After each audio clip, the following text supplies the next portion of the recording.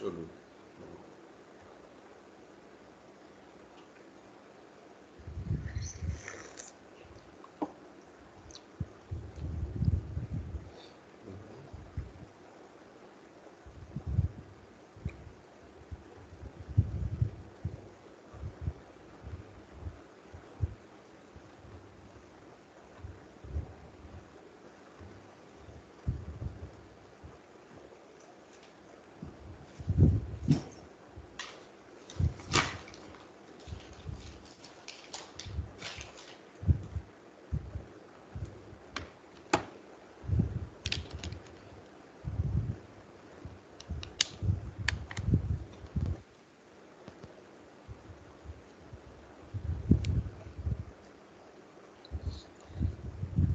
Screen दिखाई दे रही है मेरी? Yes sir. जी सर। ओके, चलो आर्टिकल 19 से 22 तक के बारे में क्या बताओगे?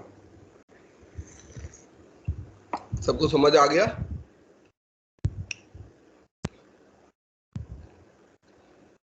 कल हमारे पास कोई क्वेश्चन था क्या, सवाल था लास्ट में? नहीं, कंक्लूड हो गया था। आगे बढ़ते हैं अगले अधिकार के लिए।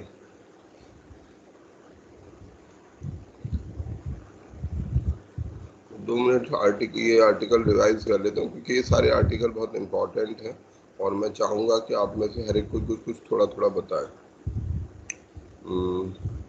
आर्टिकल 14 लीगली राइट है सभी के लिए। लीगली राइट है। आर्टिकल 14 क्या कहता है? सभी को समान न्याय। समान न्याय है। Equality before law, equal treatment of law, ये दो बेसिक बात कहता है हमारा कानून। ठीक है, आर्टिकल 14 हमें बताता है कि सभी कोई बराबर है। Article 15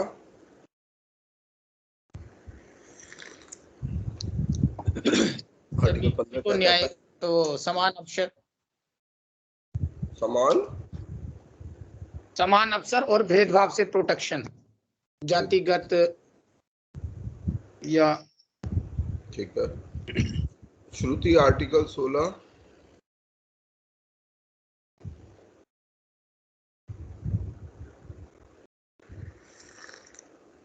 equality of opportunity. Sir, equal opportunity and to employment. Very good, equal opportunity in employment, very good. Article 17 Parul. Sir untouchability से बताता है। Prohibition of untouchability. Chandan article 18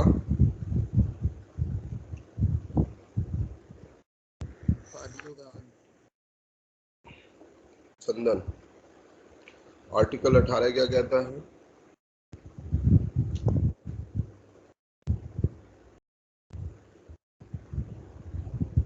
उपाधियों का अंत है। उपाधियों का अंत करना। ठीक है। आर्टिकल 19 विनय। अभिव्यक्ति की स्वतंत्रता। हाँ चंदन बोलो, थोड़ा लाउड बोलो बेटा, शाबाश। अभिव्यक्ति की स्वतंत्रता। आपकी आवाज नहीं आ रही चंदन। मुझे नहीं आ रही। बोल रहे हैं अभिव्यक्ति की स्वतंत्रता। आर्टिकल 19 अभिव्यक्ति की स्वतंत्रता, वेरी गुड। विनय आप बताओ आर्टिकल 20। Okay sir. क्या कहता है आर्टिकल 20 विनय? यस सर, आर्टिकल 20 में सर एक सेकंड थोड़ा याद करना। टेक योर टाइम, कोई जल्दी नहीं।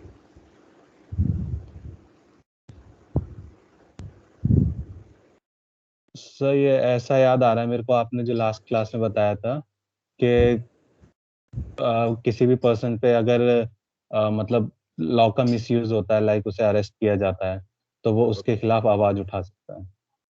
आवाज उठाना नहीं, उसको संवैधानिक रूप से यहाँ पर दो अंतर है। ये आर्टिकल 20 और 22 ये थोड़े से कंफ्यूजिंग है। चलो आर्टिकल 21 बताओ, फिर मैं 20 और 22 में बता दूंगा दोबारा से। ओके, आर्टिकल 21 से वो लाइफ के ऊपर है कि आवाज राइट टू लिव कि मतलब सबको, हाँ, सबको जीने का अधिकार है। Life and personal liberty. And personal liberty, हमें अपनी व्यक्तिगत लिबर्टी का अधिकार है और जीवन का अधिकार है, कोई वो हमसे छीन नहीं सकता है, ठीक है। तो ये सभी अधिकार जो हमने बात की, इनको संविधान ने अत्यधिक महत्व दिया और इतना महत्व दिया कि इन्हें एक विशेष दर्जा दे रखा है कि यदि कोई इन कानूनों का ब्रीच करे, कोई भी करे, चाहे सरकार करेगी, तो तुरंत आप हाईएस्ट कोर्ट में जा सकते हो। उस पर हम बाद में चर्चा करेंगे कि क्या वो मैकेनिज्म होता है, बट ये विशेष दर्जा इसलिए रखते हैं कि ये हमारे संविधान में कोडेड है, क्लियरली लिखा हुआ है कि आपके पास क्या क्या अधिकार है, और ना केवल लिख कर रखा हुआ है, उस अधिकार को एनफोर्स करने का एक तरीका भी रखा गया है कि उसे लागू कैसे किया जाएगा, उसे एनफोर्स कैसे किया जाएगा। तो ये आर्टिकल, अब आर्टिकल 20 और 21, 20 और 22 थोड़े से जटिल वाले आर्टिकल हैं। इसलिए जटिल है क्योंकि ये दोनों ना बहुत सिमिलर से हो जाते हैं, इनका जो लाइन है वो बड़ी थिन है, ये कंफ्यूज करते हैं, इसलिए हमेशा ये कंफ्यूज करते हैं। इनफैक्ट मुझे बहुत ज्यादा कंफ्यूज करते थे, अब भी कंफ्यूज ही रहता हूँ मैं।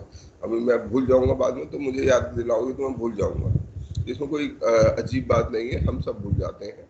तो आर्टिकल 20 और 22 ये दो इंपॉर्टेंट आर्टिकल है, दोनों हमारे अलग अलग पक्ष की बात करते हैं। एक बात करता है कि यदि किसी व्यक्ति को अरेस्ट किया जाए, अरेस्ट संबंधी इसको आप याद रखिएगा, अगर किसी को कैद कर लिया जाए किसी कारण से, तो किन परिस्थितियों में अरेस्ट अगर किया जाता है तो वो क्या क्या परिस्थितियां होंगी, और उसको मतलब सजा देते समय क्या क्या चीज की जाएंगी। और यहाँ पर है कि कानून, यहाँ बात लॉ की है कि कानून हमें क्या बताता है, कानून हमारे को इस बारे में क्या चीजें देता है। एक सेकंड होल्ड करिएगा।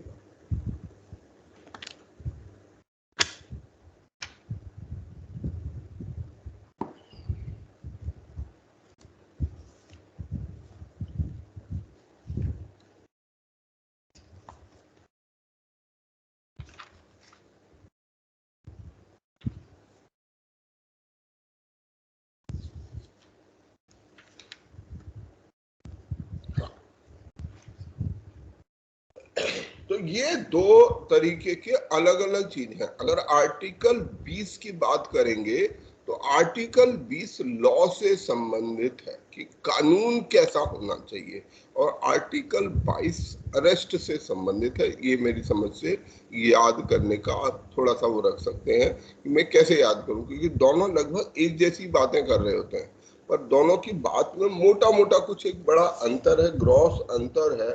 वो अंतर है कि पहला जो कानून है, 20 नंबर कानून जो आर्टिकल है, वो हमें ये बताता है कि हमारा कानून कैसा होना चाहिए। तो कानून कैसा होना चाहिए आर्टिकल 20 के अनुसार? नंबर 1, गलत तरीके का कानून नहीं होना चाहिए। गलत तरीके का कानून कैसा कानून हो सकता है? आर्टिकल 20 हमें गलत कानूनों से बचाता है कि कोई भी कानून गलत कानून नहीं बनाया जा सकता, इलीगल कानून नहीं बनाया जा सकता। तो कैसा कानून हो सकता है जो इलीगल हो सकता है? सर, जो कानून उस समय पे नहीं हो जिस समय पे वो ये किया गया हो। करेक्ट। तो इसको बोलते हैं एक्स पोस्ट फैक्टो, इंग्लिश में पोस्ट फैक्टो, मतलब जो समय होने के बाद, ठीक है। रेट्रोस्पेक्टिव, एक और शब्द हम कर सकते हैं, रेट्रोस्पेक्टिव कानून नहीं बनाए जाएंगे। किसी भी व्यक्ति को हम ये सजा नहीं दे सकते कि आज वो कानून लागू नहीं है, पर आज से 6 महीने बाद वही चीज अपराध बन जाती है। कोई भी उदाहरण आप अपने आसपास सोच सकते हैं। कोई भी इजी सा उदाहरण सोच के बताओ। जैसे कि हम किसी विदेशी नागरिक से मिल रहे हैं, ठीक है। तो उससे मिलना अगर आज अपराध नहीं है पर 6 महीने बाद सरकार किसी कारण से, लेट से पाकिस्तान जाना, ठीक है, ये समझ लेते थे कि पाकिस्तान जाने में लोग, सरकार को एक खतरा लगता है कि लोग पाकिस्तान जाते हैं और वहां से कुछ गड़बड़ करके ले आते हैं। तो जब पाकिस्तान जाना आज कोई अपराध नहीं है, आज आप चले गए किसी कारण से पाकिस्तान और उसके बाद आप वापस आ गए। सरकार ने 6 महीने बाद कहा कि नहीं नहीं, जो लोग पाकिस्तान गए हैं इन सबको स्क्रूटनाइज करो। उसमें लगा कि नहीं ये तो गड़बड़ है, ये लोग बदमाशी कर रहे हैं, परेशान, देश को नुकसान कर सकते हैं। तो वो 6 महीने बाद एक कानून ले आती है कि भाई जो जो व्यक्ति पाकिस्तान गए होंगे उन सबको सजा दी जाएगी। तो ये कानून वैलिड कानून नहीं है, ये इनवैलिड कानून है, गलत कानून है, क्योंकि ये रेट्रोस्पेक्टिव, पास्ट में जाके किसी को सजा देने की बात कर रहा है। बेशक वो काम गलत हो सकता है वहां पर जाकर उसने कुछ अपराध किया, कुछ ऐसी गतिविधि की, परंतु यदि वो गतिविधि उस तारीख को, जिस तारीख को जो बात हुई वो उस तारीख को कानून संगत अपराध नहीं थी तो वो अपराध नहीं बनेगी। तो पहला तो इसमें ये है पोस्ट एक्स पोस्ट फैक्टो। दूसरी चीज है कि इसमें डबल जियोपार्डी, दूसरे तरीके के कुछ कानून ऐसे हो सकते हैं, एक आदमी को उत्तर प्रदेश के कानून के अंतर्गत भी सजा दे दी गई, उसी अपराध के अंदर दिल्ली में, ठीक है, एक व्यक्ति के ऊपर 2 FIR हो गई। एक व्यक्ति ने कोई चोरी की, उसमें 2 व्यक्ति थे, उस मतलब एक कोई गबन किया, उसमें 2 पार्टीज इन्वॉल्व थी, एक दिल्ली की पार्टी थी, एक उत्तर प्रदेश की पार्टी थी। दोनों ने अपने अपने क्षेत्र में उस पर FIR कर दी, उसकी जांच हुई और ये भी पाया गया कि हाँ जी इसने गबन किया है। तो ऐसा नहीं होगा कि उसको दोनों जगह अलग अलग सजा दे दी जाए। एक आ जाए कि यूपी में अलग केस चला और यूपी में उसको अलग सजा दे दी गई, दिल्ली में फिर अलग सजा दे दी गई, ऐसा नहीं होगा। उस अपराध को, किसी भी अपराध के लिए व्यक्ति को एक ही बार सजा दी जाएगी, कोई एक अपराध हो गया, क्योंकि कभी कभी अपराध 2 जगह भी कवर हो सकते हैं कि भाई ये इस धारा में भी अपराध है, ये उस धारा में भी अपराध है, परंतु आपको सजा उसे एक ही बार देनी है। तो दूसरा कानून ये है। इसके कुछ एक्सेप्शन है, वो हम बाद में डिस्कस करेंगे, जैसे सिविल इम्प्लीकेशन और क्रिमिनल इम्प्लीकेशन को अलग अलग किया जा सकता है।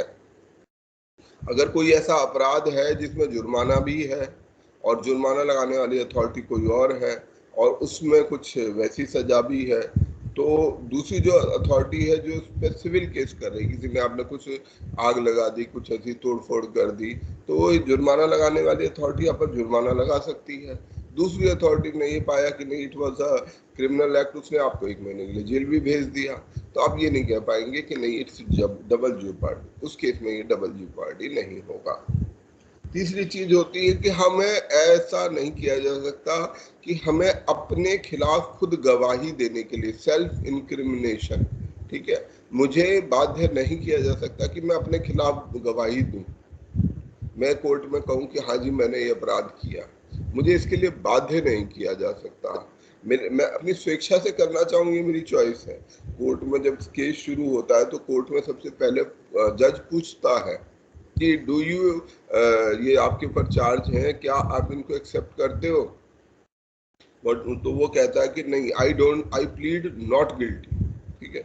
जब कभी भी केस पहली बार शुरू होता है तो सबसे पहली प्रक्रिया यही होती है केस की कि चार्जेस फ्रेम किए जाते हैं, चार्जेस उसको पढ़ के सुनाए जाते हैं। अब वो चार्जेस जब पढ़े जाते हैं तो फिर अंत में जज उससे पूछता है कि do you accept these charges, कि आप पर ये आरोप है, पुलिस ने ये आरोप लगाए हैं, क्या आप इन आरोपों को मानते हो, एक्सेप्ट करते हो? तो हम, वो व्यक्ति के पास दोनों ऑप्शन है, वो कह सकता है कि यस मैंने, मुझसे ये गलती हो गई है, या वो भी कह सकता है कि नहीं मैंने ऐसा कुछ नहीं किया, ये जो बता रहे हैं ये सब गलत है।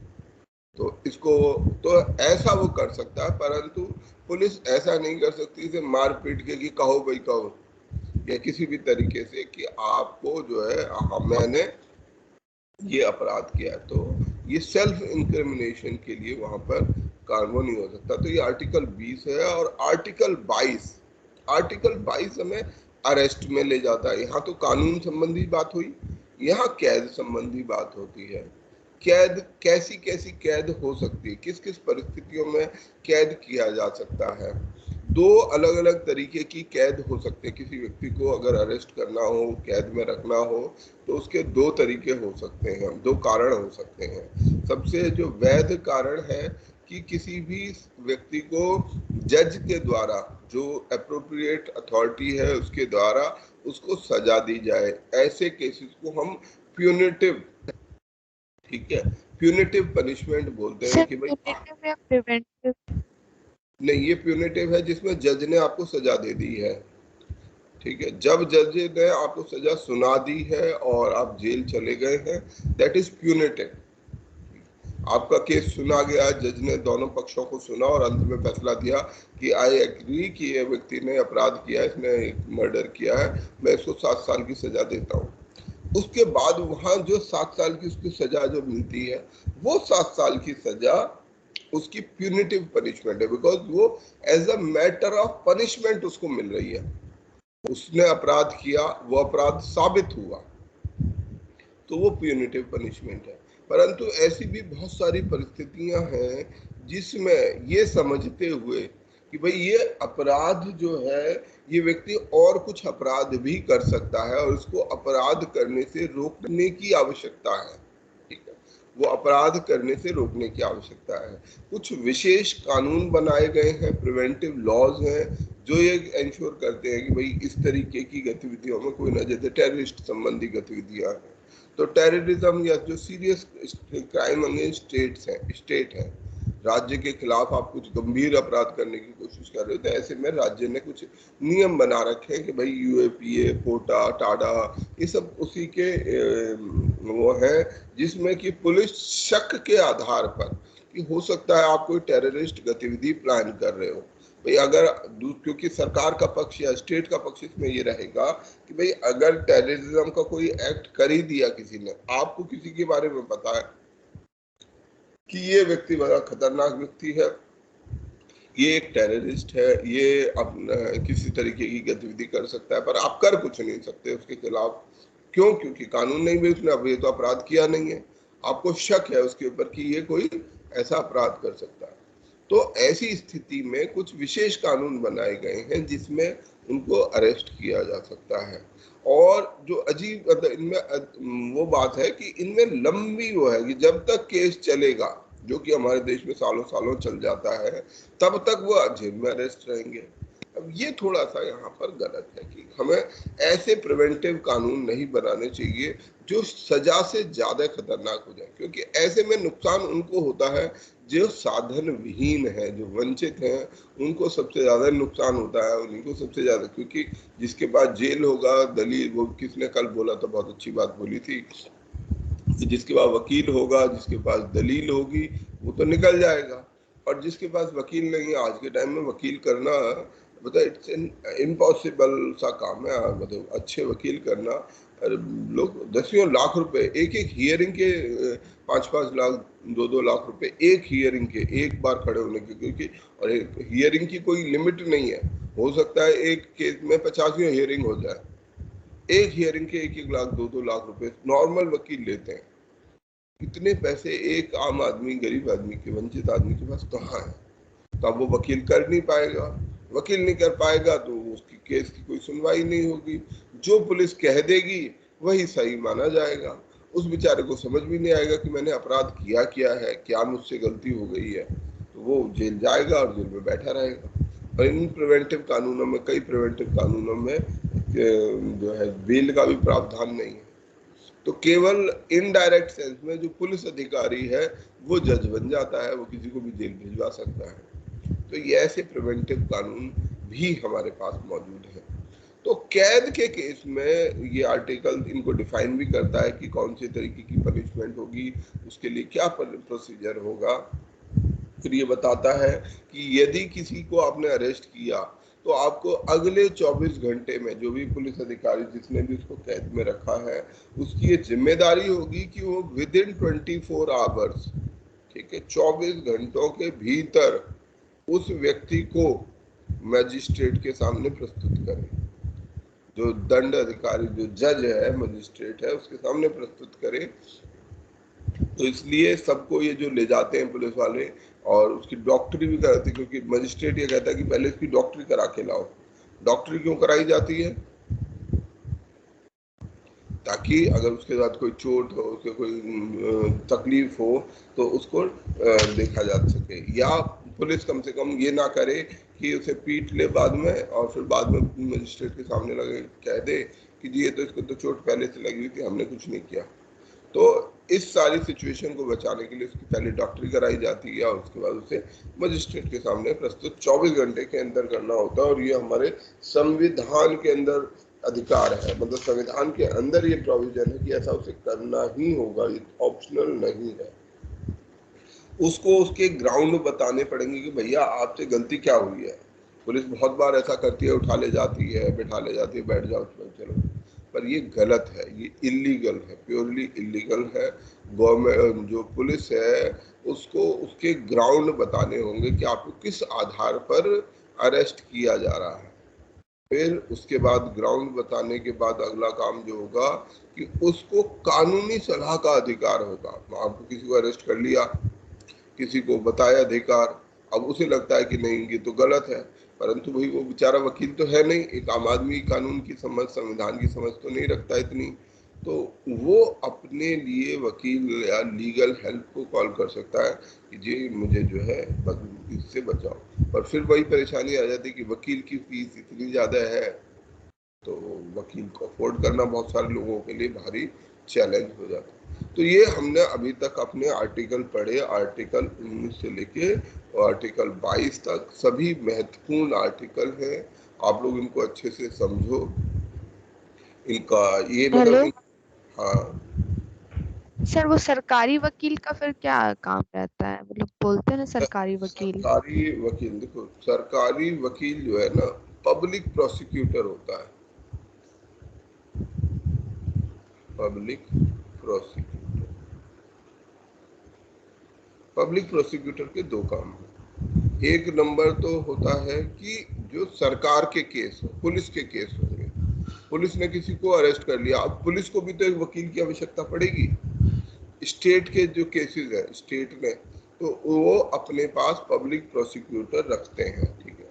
उनके केस की सुनवाई जो दूसरा पक्ष है वो अपना वकील खुद करेगा, परंतु जो ये पक्ष है जो स्टेट है, जैसे विक्टिम है, जैसे मान लीजिए कोई मर्डर हुआ,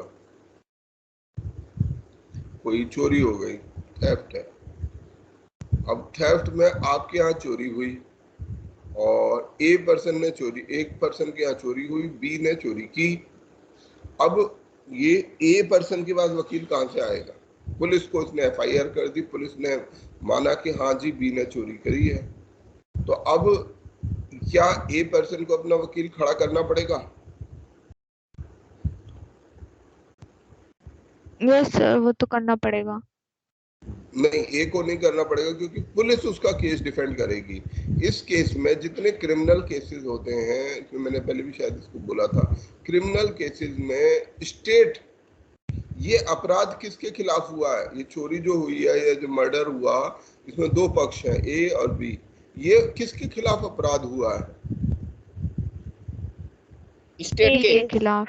ये स्टेट के खिलाफ, ये ए के खिलाफ नहीं हुआ, ये ध्यान रखते हैं। जैसे हम जब मर्डर, रेप, जितने भी क्रिमिनल केसेस होते हैं उसमें ए इज विक्टिम नॉट पार्टी, ये ध्यान रखिएगा। वो विक्टिम होता है, वो विटनेस होता है, क्योंकि उसने देखा वो अपराध होते हुए, ठीक है, चोरी होते हुए, मर्डर होते हुए, या वो उसका सबूत है, वो विटनेस है, विक्टिम है, वो पार्टी नहीं है। पार्टी कौन है इस पक्ष में? क्योंकि ये जो अपराध है, जो क्राइम है, crime is an offence against state. Civil अपराध में ऐसा नहीं होता। सिविल केस में कैसा होता है, ए आदमी ने दूसरे पैसे का गबन कर लिया, उसका कुछ पैसा देना था, नहीं दिया, तो उसमें सरकार का कोई लेना देना नहीं, तुम दोनों का झगड़ा है, आपस में सुलझा लो, ठीक है, हम इसमें ज्यादा नहीं कर सकते, आप लोग कोर्ट में चले जाओ, वहाँ प्रोसीजर, दोनों अपना अपना वकील करेंगे अगर वो सिविल केस है। बट अगर it is a criminal case, then state will appoint its lawyer. तो जो स्टेट के द्वारा अपॉइंटेड लॉयर होता है वो कहलाता है पब्लिक प्रोसिक्यूटर। तो पब्लिक प्रोसिक्यूटर उसका केस सुनता है, बी पार्टी को अपना केस खुद लड़ना पड़ता है, अपने लिए वकील ढूंढना पड़ता है। अब कुछ परिस्थितियों में जज को ऐसा लगता है, मान लीजिए बी किसी कारण से, भाई ऐसा भी नहीं है ना, अब बी मान लो बहुत बेचारा गरीब आदमी है, किसी को पुलिस ने पकड़ लिया, ये आदमी जमींदार है, लेट से गांव की बात करते हैं, ये आदमी अब जमींदार है,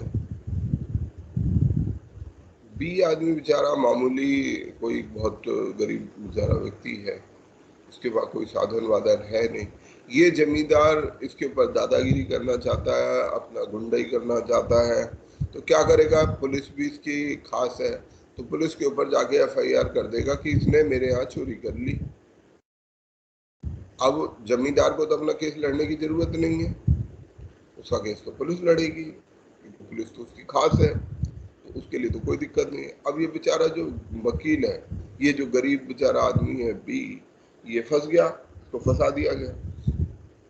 तो कुछ केसेस में अगर मान लीजिए बी वकील अफोर्ड नहीं कर सकता, तो ऐसे में लीगल सर्विस होती है, तो जो कि ये भी गलत है ना, बेचारा गरीब है, उसके ऊपर झूठा आरोप भी लगा दिया गया और उसके बाद वकील भी नहीं है, तो जेल जाएगा ही जाएगा, पुलिस उनके साथ खड़ी हुई है। तो ऐसे केस में कुछ परिस्थितियों में कोर्ट जो है उनके लिए वकील अपॉइंट कर देती है, अगर वो अपने आप वकील करने की हैसियत नहीं रखता है, उसके पास क्षमता नहीं है। कुछ केसेस में पर जो है वो वकील बहुत मेहनत से केस डिफेंड भी नहीं करते अपना केस, क्योंकि उनको पता है कि इससे हमें कुछ मिलेगा तो है नहीं। उनको जो सरकारी कर्मचारी वाली अप्रोच कि भाई मुझे क्या फायदा होगा, मेरे को क्या मिलेगा, तनख्वाह तो मुझे उतनी ही मिलेगी, चाहे मैं इसका केस लड़ूं चाहे ना लड़ूं, ऐसे ही चला जाऊं वापस, तो क्या फर्क पड़ेगा, तनख्वाह तो मुझे उतनी मिलती है ना, मुझे एडिशनल एडवांटेज क्या है, मेरे पास इंसेंटिव क्या है। हम सरकारी लोग काम क्यों नहीं कर पाते हैं भारत में, सरकारी आदमी क्यों नहीं काम कर पाता? वो कहता है कि भाई ठीक है, मैं अगर इसका ये काम कर दूंगा,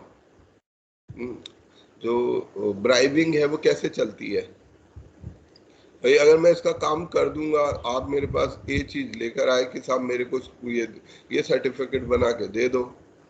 अब मैं कहूंगा अगर मैं इसका सर्टिफिकेट नहीं बनाऊंगा तो क्या मेरे को तनख्वाह कम मिलेगी, या मैं इसका सर्टिफिकेट बना दूंगा तो क्या मुझे तनख्वाह ज्यादा मिलेगी? नहीं, कोई फर्क नहीं पड़ेगा, मेरी तनख्वाह तो उतनी रहने वाली है, वो तो फिक्स है। मेरे को तो तनख्वाह किस बात की मिलती है? ऑफिस में आके बैठने की, काम करने की थोड़ी ना मिलती है। काम कैसे मेजर हो रहा है? काम तो भाई ठीक है, मैं उसमें कुछ भी ऑब्जेक्शन उल्टा सीधा लगा दूं, इसमें ये नहीं है वो नहीं है, नहीं लाया तो मैं उसे घुमा दूंगा। और फिर मैं ये एक्सपेक्ट करूंगा कि अगर तुम्हें ये सर्टिफिकेट बनाना है तो मुझे कुछ एडिशनल इंसेंटिव चाहिए जो तुम अभी नहीं दे रहे हो, ठीक है? मुझे जो सरकार से तनख्वाह मिलेगी वो तो मिलेगी, मैं उसका वो तो मुझे किसी भी केस में मिलनी है। तो अगर तुम मुझे कुछ एक्स्ट्रा दे सकते हो, 100-500 रुपये एक्स्ट्रा दे सकते हो, तब तो मैं तुम्हारा काम करूंगा, नहीं तो मैं तुम्हारा काम नहीं करूँगा। तो ये एक कारण भी है जो हमारी साइकी के अंदर बसा हुआ है, जो हमें बाध्य कर देता है कि नहीं हमें कुछ मिलना चाहिए एडिशनल। तो ऐसे ही बेचारा वो भी है जो पब्लिक मतलब इस तरीके का जो लॉयर होगा भी, तो वो केस लड़ेगा कि मुझे कोई फर्क नहीं पड़ता, ठीक है, मेरे लिए तो एक्स्ट्रा काम है। उसको दूसरा ये भी हो जाता है, उसको पता चलेगा 100 केस लड़ने, क्षमता उसकी 5 केस लड़ने की है। आदमी अगर 5 केस किसी के पास है, तुम्हारे पास 5 केस काम करने की क्षमता है, तुम्हें कोई 7 दे देगा तो शायद तुम मेहनती आदमी कर लोगे, 10 हो तो मुश्किल हो जाएगा। अगर कोई 100 होगा तो आप कहोगे अरे मेरे से हो ही नहीं सकते, छोड़ो इनको।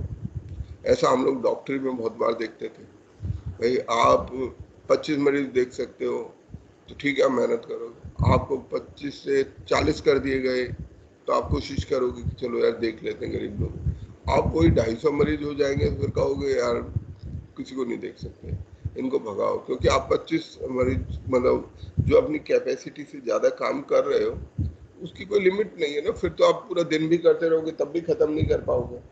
तो फिर इस ऐसी परिस्थितियों में आप काम से भागते हो, भगाते हो कि चलो किसी तरीके से इस काम से मुक्ति पाई जाए। ओके, तो वो पब्लिक प्रोसिक्यूटर या वो एक फैसिलिटी होती है, पर वो बहुत वायबल नहीं होती। चलिए आगे के आर्टिकल पढ़ते हैं हम, आर्टिकल 23 और 24। आर्टिकल 23 हमें ये कहता है कि किसी भी प्रकार के ह्यूमन ट्रैफिकिंग को और फोर्स लेबर को, ठीक है, किसी भी तरीके की ह्यूमन ट्रैफिकिंग नहीं की जाएगी, ठीक है। मानव व्यापार जिसे हम बोल सकते हैं, मानव व्यापार, क्योंकि इंसानों को भी लोग ट्रेड कर देते हैं, हमारे समाज में, दुनिया में सब चीज संभव है। तो मानव व्यापार और फोर्स्ड लेबर, ठीक है, बलात् श्रम, जबरदस्ती किसी से श्रम कराना, ये दोनों चीज यहाँ पर प्रोहिबिट कर दी गई। यानी कि इससे पहले ये सब चीजें यहाँ पर मौजूद थी। किस किस तरीके का मानव व्यापार हो सकता है? बैगरी के लिए होता है, बच्चों को ले आते हैं, दिल्ली के अंदर आज भी हम देखते हैं बड़े स्तर पर बहुत हद तक ये चल रहा है, बच्चों को फोर्स किया जा रहा है, कभी कभी पेरेंट्स के द्वारा भी किया जा रहा है। अगर पेरेंट्स कर रहे हो तब क्या करना चाहिए? ये बहुत सारे चौराहों पर आप देखोगे तो पेरेंट्स ही मेरे को लगता है काफी बार वो करते हैं, तो ऐसे में क्या करना चाहिए? सर हमें उन्हें बताना चाहिए कि उनका फंडामेंटल राइट है, राइट टू एजुकेशन, तो बच्चों को एजुकेशन। बच्चे को कौन राइट बताएगा? 8 साल 7 साल का बच्चा है, छोटे छोटे बच्चे नहीं देखे आपने, 5 साल 7 साल, कभी तो 2 3 साल तक के बच्चे होते हैं। यस सर, बहुत दिखते हैं। तो अब इन बच्चों को थोड़ी ना आप ये right to exploitation and article 23, 2 साल 3 साल के बच्चे को बेचारे को आर्टिकल 23 थोड़ी पढ़ाया जाएगा। क्या करना चाहिए? सजेशन दो सर। बहुत सारे रीजन है इसके। एक नहीं, तो रीजन नहीं, अरे यार रीजन छोड़ो, अब मुझे सॉल्यूशन बताओ, करेक्ट करना हमें करना क्या चाहिए? हमें करना चाहिए उनके अभिभावकों से बात करके उनको गाइड करना चाहिए, जो गवर्नमेंट की रेस्पॉन्सिबिलिटी उस पर भी बात करनी चाहिए, ताकि हम उनको एजुकेशन की ओर मोड़ सके। कोई ना कोई हो सकता कारण है उसका। अगर कोई बच्चा बेगरिंग कर रहा है तो ये कोई कंपलसरी नहीं है कि उसकी आर्थिक स्थिति मजबूत हो या किसी कारणवश कोई करा रहा हो। उसकी आर्थिक स्थिति सब मेन इम्पोर्टेंट है, उस कारण वो अपनी परवरिश करने के कारण इस तरह की गतिविधियों में लिप्त है। नहीं, बट कभी कभी ऐसा 100% नहीं है जैसे तुम कह रहे हो। बहुत बार बैगर, बहुत कुछ दिन पहले, कुछ दिन नहीं, कुछ सालों पहले ये न्यूज़ भी आई थी, मुंबई में एक बैगर मरा था और उस बैगर के पास शायद मतलब 70-80 लाख रुपए के थे और वो बैगर था। Yes sir. तो ऐसा नहीं है कि हर पूरी तरीके से इसका 1-to-1 रिलेशन नहीं है, और कई बार अपने किसी भी रीजन, भाई पेरेंट्स से लालची हो सकते हैं, वो अपने बच्चों को फोर्स कर सकते हैं कि पैसे इकट्ठे कर लाएंगे, बहुत बार ऐसा हो सकता है। इट्स नॉट, ऐसा नहीं कि इट्स नॉट इम्पॉसिबल, बहुत लोग नहीं करेंगे, बट इतना बड़ा देश है, 140 करोड़ लोगों में कुछ लोग ऐसे हो सकते हैं। तो मतलब मेरी समझ से स्टेट शुड टेक रेस्पॉन्सिबिलिटी, क्योंकि अगर normally parents should take the responsibility of their kids, उनको उनकी जिम्मेदारी लेनी चाहिए। पर अगर माँ बाप किसी भी कारण से, अपने अज्ञान के कारण से, अपने फाइनेंशियल कारणों से, किसी भी कारण से वो इस लायक नहीं है कि वो बच्चे की देखभाल, और हमें भी ये भी नहीं पता कि वो उसके पेरेंट्स भी हैं या नहीं है, तो हो सकता है किस तरीके की परिस्थितियों में बच्चा आया हो, चोरी से आया हो या कैसे भी आया हो। तो मुझे लगता है कि स्टेट को रिस्पॉन्सिबिलिटी लेनी चाहिए, राज्य जो सरकार है, सरकार को ऐसे बच्चों सर को रखना चाहिए और उन बच्चों का लालन पोषण सरकार के द्वारा कराया जाना चाहिए। सर अगर क्रिमिनलाइज कर दिया जाए बेगरी तो बच्चों का? उससे खास फायदा होगा नहीं, क्रिमिनलाइज करके क्या होगा, उनको जेल भेजना पड़ेगा। क्या ना, मैंने क्या, बैठ जाओ भाई अगर क्रिमिनलाइज किया, माइक्रोफोन है किसी, माइक्रोफोन, प्रवीण सर आपका माइक ऑन है। ओके, तो क्रिमिनलाइज करना सॉल्यूशन मेरी समझ से नहीं है इसका, क्योंकि क्रिमिनलाइज करने से आप उसको जेल ही ले जाओगे। भाई मैंने इसको कह दिया कि ये वो है, क्या बोलते हैं कानूनी अपराध है, आप अपराध करके क्या करोगे उसको जेल भेजोगे। अच्छा, जेल में मुझे नहीं लगता कि उसको कोई खास तरीके का फायदा होगा, और जेल में खर्चा भी सरकार उठाएगी। उससे अच्छा उसे ऐसे किसी स्थान पर, विशेष स्थान रखे जाए बच्चों के लिए भी, जहां पर भाई उनकी परवरिश हो, उनकी एजुकेशन हो, जब तक कि वो एडल्ट नहीं हो जाते, 15-17 साल के, 18 साल तक के नहीं हो जाते, तब तक सरकार उनका लालन पोषण करे। जब वो एडल्ट हो जाए, वो अपना अपना काम करे। तो ऐसा भी कुछ कर सकती है। जेल भेजना तो शायद मेरे समझ, क्योंकि जेल में तो सरकार की कॉस्ट ही बढ़ेगी। अगर कॉस्ट ही बढ़ानी है तो उनको किसी ऐसे घर में रखा जाए जहां पर उनको पढ़ाई लिखाई हो जाए, जहां वो चीजें कुछ अच्छी सीख जाए, वो अपने काम के लायक बन जाए, ताकि उनको इसकी चीज करने की आवश्यकता ना पड़े। ठीक है, तो हमारा जो आर्टिकल 23 है वो ये किसी भी तरीके के मानव व्यापार, आजकल के समय में ऑर्गन ट्रेड भी इसमें आ गया है, और फोर्स्ड लेबर। ठीक है, तो किसे बेगार की बड़ी व्यवस्था थी भारत के अंदर में। फोर्स्ड लेबर बेगार होता है पहले, अभी भी कुछ जगह पर हो जाता है। जो लोग प्रभावशाली लोग हैं, जो इन्फ्लुएंशियल लोग हैं, वो दूसरे लोगों को बाध्य कर देते हैं कि भाई आप हमारा एक काम करो, और उसके बदले में उनको कोई वेतन भी नहीं देते हैं। मतलब मैं अपने फादर से ही सुनता रहता था, उनके यहाँ एक जमींदार था उनके गांव में, और वो जमींदार, क्योंकि वो उसका घर ऐसे जगह था जो मार्केट के बीच में पड़ता था, मतलब रास्ते में पड़ता था। अगर आपको बाजार जाना है तो बीच में, तो वो बैठ जाता था, और कोई भी आता जाता था रास्ते से उसको बुला लेता था कि तू ऐसा कर, मेरा पानी भर के जा, ये 4 बाल्टी से पानी निकाल के यहाँ रख जा। किसी को कोई काम, किसी को कुछ काम, वो यही करता रहता था। लोग उस रास्ते से जाना पसंद नहीं करते थे जहाँ उसका घर पड़ता था।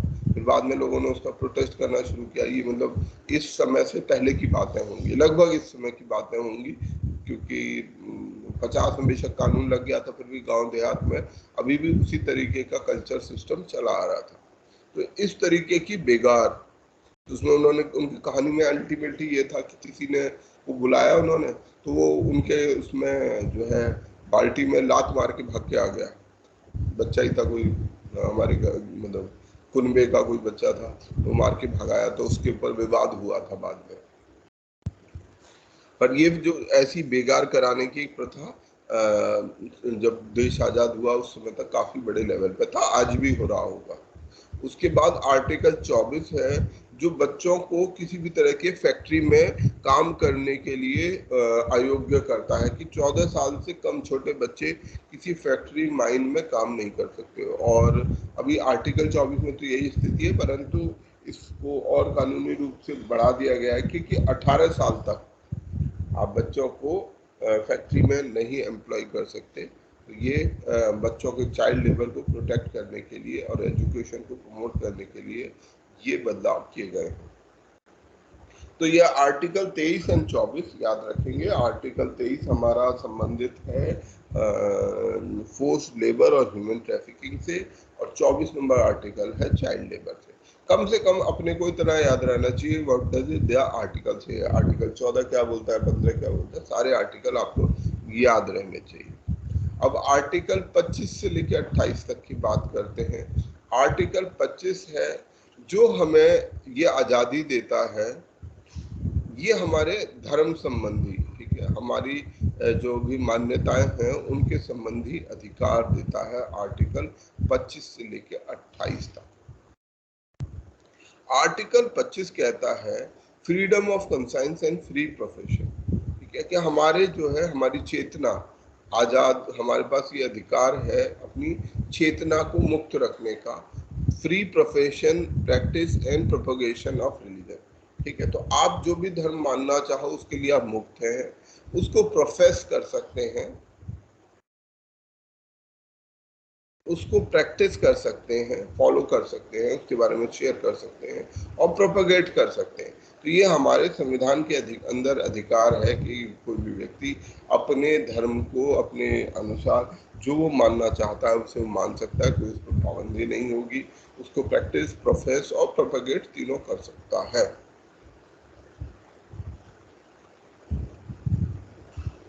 इसके अलावा कोई भी जो है जो कानून है वो ऐसा नहीं बनाया जाएगा जो कि किसी के व्यक्तिगत अधिकार को, मतलब इस चीज को, टैक्सेशन संबंधी कानून है, यानी वो अगला है आर्टिकल 26 है जो टैक्सेशन संबंधी है कि ऐसा कोई टैक्स नहीं लगाया जाएगा जो धर्म संबंधी। इस कानून पर रेस्ट्रिक्शंस हैं, वही सब रेस्ट्रिक्शंस है, इवन सारे फंडामेंटल राइट्स पर ये सब रेस्ट्रिक्शन है, पब्लिक ऑर्डर, मोरालिटी, हेल्थ।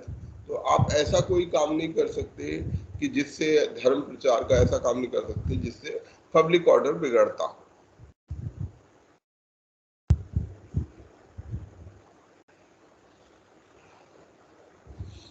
सरकार जो है रिफॉर्म के काम कर सकती है, अगर किसी तरीके का धर्म का कोई रिफॉर्म करना है तो ये कर सकती है। Article 26 excuse me sir. हाँ जी बोलो। सर आज जैसा आपने अभी बताया आर्टिकल 26 में हम वो टैक्सेशन नहीं कर सकते हैं किसी भी प्रकार के धर्म पर। हाँ। पर एक मैंने न्यूज़ सुनी थी यूपी में 2% टैक्स लगाया गया है पब्लिक जो मंदिर होते हैं। अच्छा, ये नहीं मेरी Yes, जानकारी। आर्टिकल 27 है, ये कहता है freedom as to payment of taxes for promotion of particular religion. तो आर्टिकल 27 क्लियरली यहाँ पर ये कह रहा है कि किसी भी व्यक्ति को कोई भी ऐसा टैक्स जो किसी एक विशेष धर्म या किसी विशेष धार्मिक मान्यता को बढ़ावा देने का प्रयास हो, उसे वो नहीं लागू किया जाएगा, ऐसा आर्टिकल 27 कह रहा है। अब ये कैसे हो रहा है मुझे पता नहीं, या हो सकता है उसको किसी तरीके से रैप किया गया होगा, पर ऐसा होना नहीं चाहिए, गलत है वो। आर्टिकल 26 है जो कहता है कि हमें अपने जो रिलीजियस, अपने धार्मिक अफेयर्स हैं उनको मैनेज करने का अपना अधिकार है, ठीक है। और इसमें वही पब्लिक ऑर्डर, मोरालिटी, हेल्थ संबंधी लिमिटेशंस हैं, पर इसके बाद कोई भी व्यक्ति अपना इंस्टीट्यूशन, धार्मिक इंस्टीट्यूशन बना सकता है, चैरिटेबल इंस्टीट्यूशन बना सकता है, उसे मेंटेन कर सकता है, अपने जो धर्म संबंधी चीजें हैं उनको मैनेज कर सकता है, अपने धर्म के लिए कोई मूवेबल या इमूवेबल प्रॉपर्टी एक्वायर कर सकता है, और कानून के सम्मत ऐसे जो प्रॉपर्टी है उसको मैनेज कर सकता है। तो अगर कोई धर्म का वो है, वो अपना मंदिर बनाना चाहते हैं, मस्जिद बनाना चाहते हैं, तो उनको पूरा अधिकार है और इसमें स्टेट इंटरफेयर नहीं करेगा। वो अपनी संपत्ति से बनाए, बस subject to public order, morality and health. तो अब इसका हेल्थ वाला इम्पोर्टेंट है, ये रेस्ट्रिक्शन, ये अभी सवाल कुछ समय पहले आया था। कौन सा इशू था वो? कोरोना में क्या घटना घटी थी तो बहुत ज्यादा फ्लेयर अप हुई थी, की गई थी दिल्ली में सर। हाँ, दिल्ली में ये वो लगाया था ना, क्या नाम, धरना प्रदर्शन नहीं, ये सराय काले खां में हुआ था, जो वो था मुस्लिम समाज की मस्जिद में। क्या बोलते हैं उसको? मदरसा, मरकज। तो जो मरकज है उस पर ये आरोप लगाए गए थे कि भाई कोरोना फैल रहा था और ये लोग मीटिंग कर रहे थे एंड ऑल दोस थिंग्स। तो बेसिकली मरकज करने में कोई दिक्कत नहीं है, बट व्हाट वाज अलेज्ड, जो आरोप उन पर लगाया गया, वो ये आरोप लगाया गया कि you are causing a health risk, so you can manage your religious affair, आपको जो करना है आप कर सकते हो, उसमें कोई पाबंदी नहीं है, अपने उसके अंदर रहते, पर यू कैन नॉट इंटरफेयर जो पब्लिक हेल्थ, जो हेल्थ है उसको नुकसान नहीं पहुंचा सकते। तो आर्टिकल 26 ये कहता है कि आप अपने रिलीजियस अफेयर्स को अपनी सुविधा के अनुसार मैनेज कर सकते हैं। तो मान लीजिए कोई मस्जिद बनाना चाहता है, अपनी संपत्ति पे बनाना चाहता है, तो उसमें सरकार कोई इंटरफेयर नहीं करेगी कि ठीक है आप पैसे लेकर अपनी चीज खरीदो और आपको अधिकार है। फिर इसके बाद है article 27, freedom as to payment of taxes for promotion of any particular religion. हमने अभी थोड़ी देर पहले बात की कि ऐसा कोई टैक्स नहीं लगाया जाएगा जो किसी एक विशेष धर्म, किसी विशेष धर्म मत के लिए का प्रचार करने के लिए हो, ठीक है। जैसे पहले ज़कात हुआ करता था, जजिया हुआ करता था, कुछ ऐसे रिलीजियस टैक्स हुआ करते थे, ऐसा कोई टैक्स नहीं लगाया जाएगा। आर्टिकल 28 है,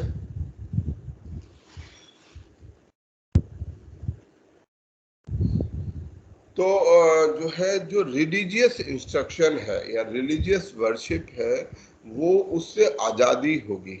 एक विशेष तरीके के जो इंस्टीट्यूशंस हैं उनमें रिलीजियस इंस्ट्रक्शन खासतौर में जो सरकारी, कौन कौन सी में नहीं होगी, जो सरकारी हैं या सरकार के द्वारा फंडेड है, तो ऐसे उसमें हम किसी तरीके की रिलीजियस इंस्ट्रक्शन को, ठीक है, कि हम अपने किसी भी प्रकार की धार्मिक शिक्षा यहाँ नहीं दी जाएगी यदि वो गवर्नमेंट के द्वारा चलाए जाते हैं या गवर्नमेंट के द्वारा फंडेड है।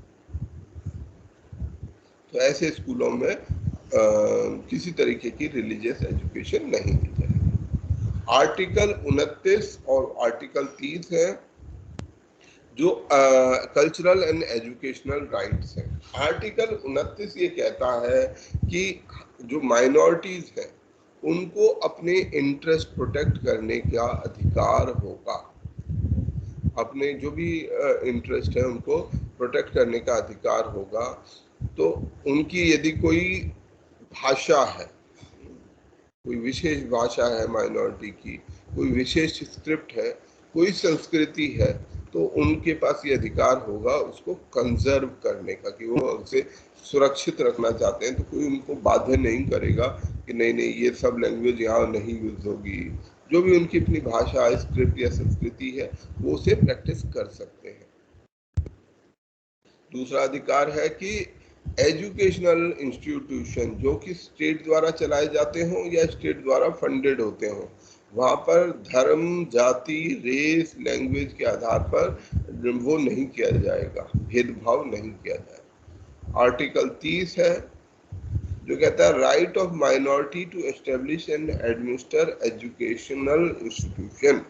आर्टिकल 30 जो अल्पसंख्यक वर्ग हैं उनको ये अधिकार देता है कि वो अपने एजुकेशनल इंस्टीट्यूशन बनाएं और उनको अपने तरीके से चलाएं, ठीक है। तो ये रिलीजन के आधार पर हो सकती है माइनॉरिटी, ये लिंग्विस्टिक माइनॉरिटी हो सकती है, कैसी भी माइनॉरिटी हो। तो ये दोनों तरीके की माइनॉरिटी हमारे देश में। अल्पसंख्यक माइनॉरिटी कौन है? माइनॉरिटीज की परिभाषा रिलीजन के आधार पर है, yes sir, Muslims, Christians, language के आधार पर भी हम एक माइनॉरिटी को पहचान देते हैं। तो जैसे रिलीजन के आधार पर तो हो ही गया, पर हम भाषा के आधार पर भी माइनॉरिटी, और कोई एक भाषा है जो बहुत कम लोग बोलते हैं तो वो लोग भी आते हैं, तो उनको भी हम एक प्रकार का अल्पसंख्यक, तो अलग अलग आधार पर हम ये मान सकते हैं कि ये अल्पसंख्यक है।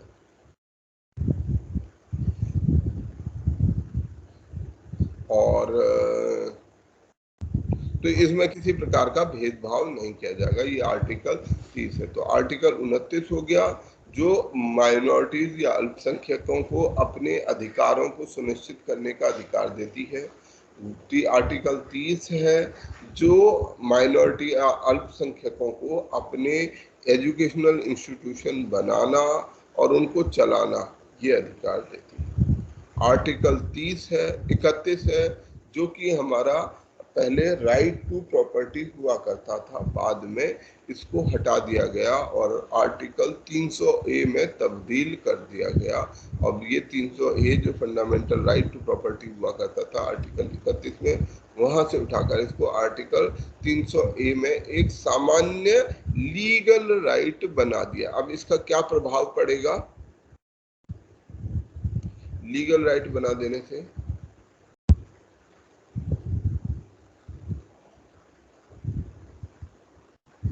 आप डायरेक्ट कोर्ट में नहीं जा सकते। डायरेक्टली सुप्रीम कोर्ट में सही बोला किसी ने? डायरेक्टली हाई कोर्ट या सुप्रीम कोर्ट में नहीं जा सकते हैं। हम अगर ये सोचें कि अगर हम फंडामेंटल राइट के लिए हाई कोर्ट में जा सकते हैं, वहाँ रिट फाइल कर सकते हैं, उनको जल्दी न्याय देना पड़ेगा। पर अगर अब ये नॉर्मल लीगल राइट है, आप लड़ते रहो कोर्ट कचहरी जाकर 25 साल 30 साल तक, ठीक है, वहाँ पर आपका केस चलते रहेगा इनफाइनाइट। तो और इसमें आर्टिकल 31A, 31B और 31C अलग अलग समय पर डाले गए हैं। 31A हमें ये अधिकार, मतलब सरकार को ये देता है कि वो कुछ स्थितियों में एग्रेरियन रिफॉर्म्स के लिए, भूमि सुधार करने के लिए इस आर्टिकल 31, 14 और 19 में बदलाव कर सकती है। मतलब ये उस पर ओवरराइड नहीं करेंगे। जो मैंने स्थिति बताई थी क्यों इस राइट को हटाना पड़ा, उसका कारण यही था कि जैसे भूमि सुधार करने हैं, कुछ लोगों के पास हजारों लाख, 10,000 बीघा जमीन है। अब हमें पता है कि ये इन्होंने गलत तरीके से ये रखी हुई है, परंतु उनके ओनरशिप में है, उनके पास उसके कागज हैं। तो ऐसी स्थिति को खत्म करने के लिए ये आर्टिकल 31A लाया गया था, जिससे उस भूमि को दोबारा से रीडिस्ट्रीब्यूट किया जा सके, वो खेतों को रीडिस्ट्रीब्यूट किया जा सके। ऐसा ही 31B है जिसमें प्रभाव किया गया, और 31C है कि किस किस परिस्थितियों में जो ये कानून है उसको उल्लंघन, मतलब उसको तोड़ा जा सकता है, मतलब उसके एक्सक्यूज क्या हो सकते हैं। अब आते हैं, ये सबसे महत्वपूर्ण आर्टिकल है हमारा आर्टिकल 32। आर्टिकल 32 हमारा क्यों महत्वपूर्ण आर्टिकल है? आर्टिकल 32 सर इसे इंडियन कॉन्स्टिट्यूशन का वो आत्मा जो सॉल प्रीएम्बल का सॉल बताया सर गया था। Basically it's provide the protection of all the fundamental rights. Basically ऐसे कहते हैं ना, टीथ है, ये दांत है भाई। एक शेर है, हमने बहुत अच्छा शेर बनाया, बहुत बड़ा बनाया, बहुत मजबूत, बहुत सुंदर, सब तरीके से शेर बना दिया। शेर कैसे काम करेगा? हमने कोई ऐसी फोर्स बना दी, वो करेगा कैसे काम? उसको फंडामेंटली क्या चीज चाहिए? अगर शेर के अंदर एक चीज निकाल दो तो फिर शेर किसी काम का नहीं है, तो कोई भी उससे नहीं डरेगा। क्या निकाल दिया जाए तो शेर बेकार हो जाएगा? उसके दांत निकाल दो, ठीक है, वो किसी काम का नहीं है। कितना भी बड़ा हाथी है, हाथी तो खैर चलो तभी खतरा है, पर कितना भी बड़ा होता रहे वो किसी को नुकसान नहीं पहुंचा सकता, क्योंकि उसके पास दांत नहीं है। बहुत बड़ा, बहुत वो है, बड़े बड़े जीव होते हैं, परंतु यदि उनके पास अपने को एनफोर्स करने का राइट नहीं है, तो यही हमारे संविधान के लिए ये आर्टिकल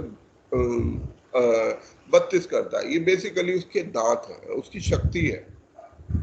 आपने बहुत सारी अच्छी अच्छी बातें कही, ये होगा जी, वो होगा, बहुत अच्छा जी, सब कुछ बहुत बढ़िया बात है, पर होगा कैसे? और जब कोई नहीं करेगा तो क्या होगा? तो उसके पास शक्ति क्या है अपनी, है ना? जब खाली हम बड़ी बड़ी बात करके छोड़ जाएं तो उससे कोई लाभ तो है नहीं, हमको उनको एक्चुअली में करना होगा। तो ये आर्टिकल 32 हमारे लिए वही काम करता है कि यदि इनमें से कोई मेरा आर्टिकल वायलेट करेगा तो मैं क्या करूंगा? आई कैन गो टू, कहाँ जा सकता हूं मैं आर्टिकल 32 के अंतर्गत? सुप्रीम कोर्ट और high court. Supreme court and high court. ये नहीं, याद रखना, आर्टिकल 32 में सुप्रीम कोर्ट है, आर्टिकल 200 हाई कोर्ट 226 है। हाँ, 226 में जो हाई कोर्ट की शक्ति है, सेम शक्ति हाई कोर्ट के पास भी है, और उसके लिए आपको आर्टिकल 226 इन्वोक करना पड़ेगा।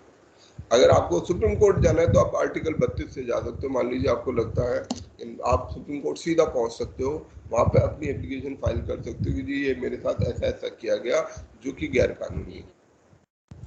तो इसको एनफोर्स करने की जो सारी शक्ति, और सुप्रीम कोर्ट को उस पर फैसला देना पड़ेगा, सुप्रीम कोर्ट लेके उसे बैठ नहीं सकता, सुप्रीम कोर्ट पे उसको देना पड़ेगा। तो इसलिए जब बड़े बड़े केसेस हम देखते हैं तो सुप्रीम कोर्ट, अब यहीं पर वो वकील और दलील काम आती है, क्योंकि सुप्रीम कोर्ट में एक आम वकील नहीं जा सकता, तो वहां पर ये लिमिटेशंस आ जाती हैं। तो ये फिर भी हमारा आर्टिकल हमारे जो अधिकार है, मौलिक अधिकार है, उनको एनफोर्स कराने की शक्ति देता है, और इसके लिए सुप्रीम कोर्ट के पास ये अधिकार है कि वो रिट जारी कर सकता है, वो डायरेक्शन दे सकता है, वो जो भी अधिकारी या जो भी व्यक्ति है उसको ऑर्डर कर सकता है कि यू डू दिस। तो ये कैसी कैसी 5 तरीके की रिट है, यहाँ पर 5 तरीके की रिट होती हैं जो बहुत महत्वपूर्ण हैं, हमें याद कर लेंगे। तो हम जब सुप्रीम कोर्ट जाएंगे और सुप्रीम कोर्ट में हम केस फाइल करेंगे और सुप्रीम कोर्ट को लगेगा कि ठीक है ये आपकी बात सही है, तो वो रिट जारी कर देगा, तो उस रिट को फॉलो करना पड़ेगा। तो रिट है हीबस कॉर्पस,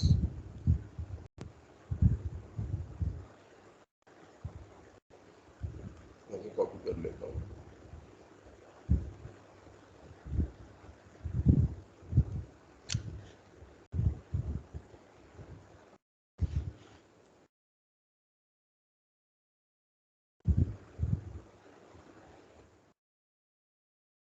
ये 5 तरीके की रिट है यहाँ पर हमारे पास।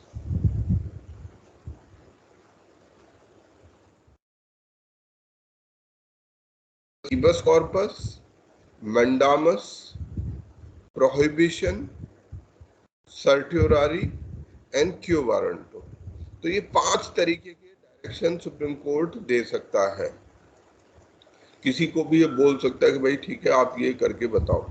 तो अब इनका मतलब समझ लीजिए, ये 5 तरीके की, 5 में कहाँ कम हो गई, सर्ट्योरारी। तो ये 5 रिट सुप्रीम कोर्ट जारी कर सकता है यदि उसे लगता है कि भाई किसी आदमी ने कुछ गलत किया है। ये रिट हम इसको एनफोर्स करने के लिए कि कैसे वो अपने इस अधिकार को एनफोर्स करेगा, किस तरीके का ट्रीटमेंट वो दे सकता है, तो क्लियरली डायरेक्शन दे सकता है। तो ये डायरेक्शंस में हीबस कॉर्पस पहली डायरेक्शन है, ठीक है। इस हीबस कॉर्पस का मतलब होता है कि किसी भी व्यक्ति को प्रोड्यूस द बॉडी,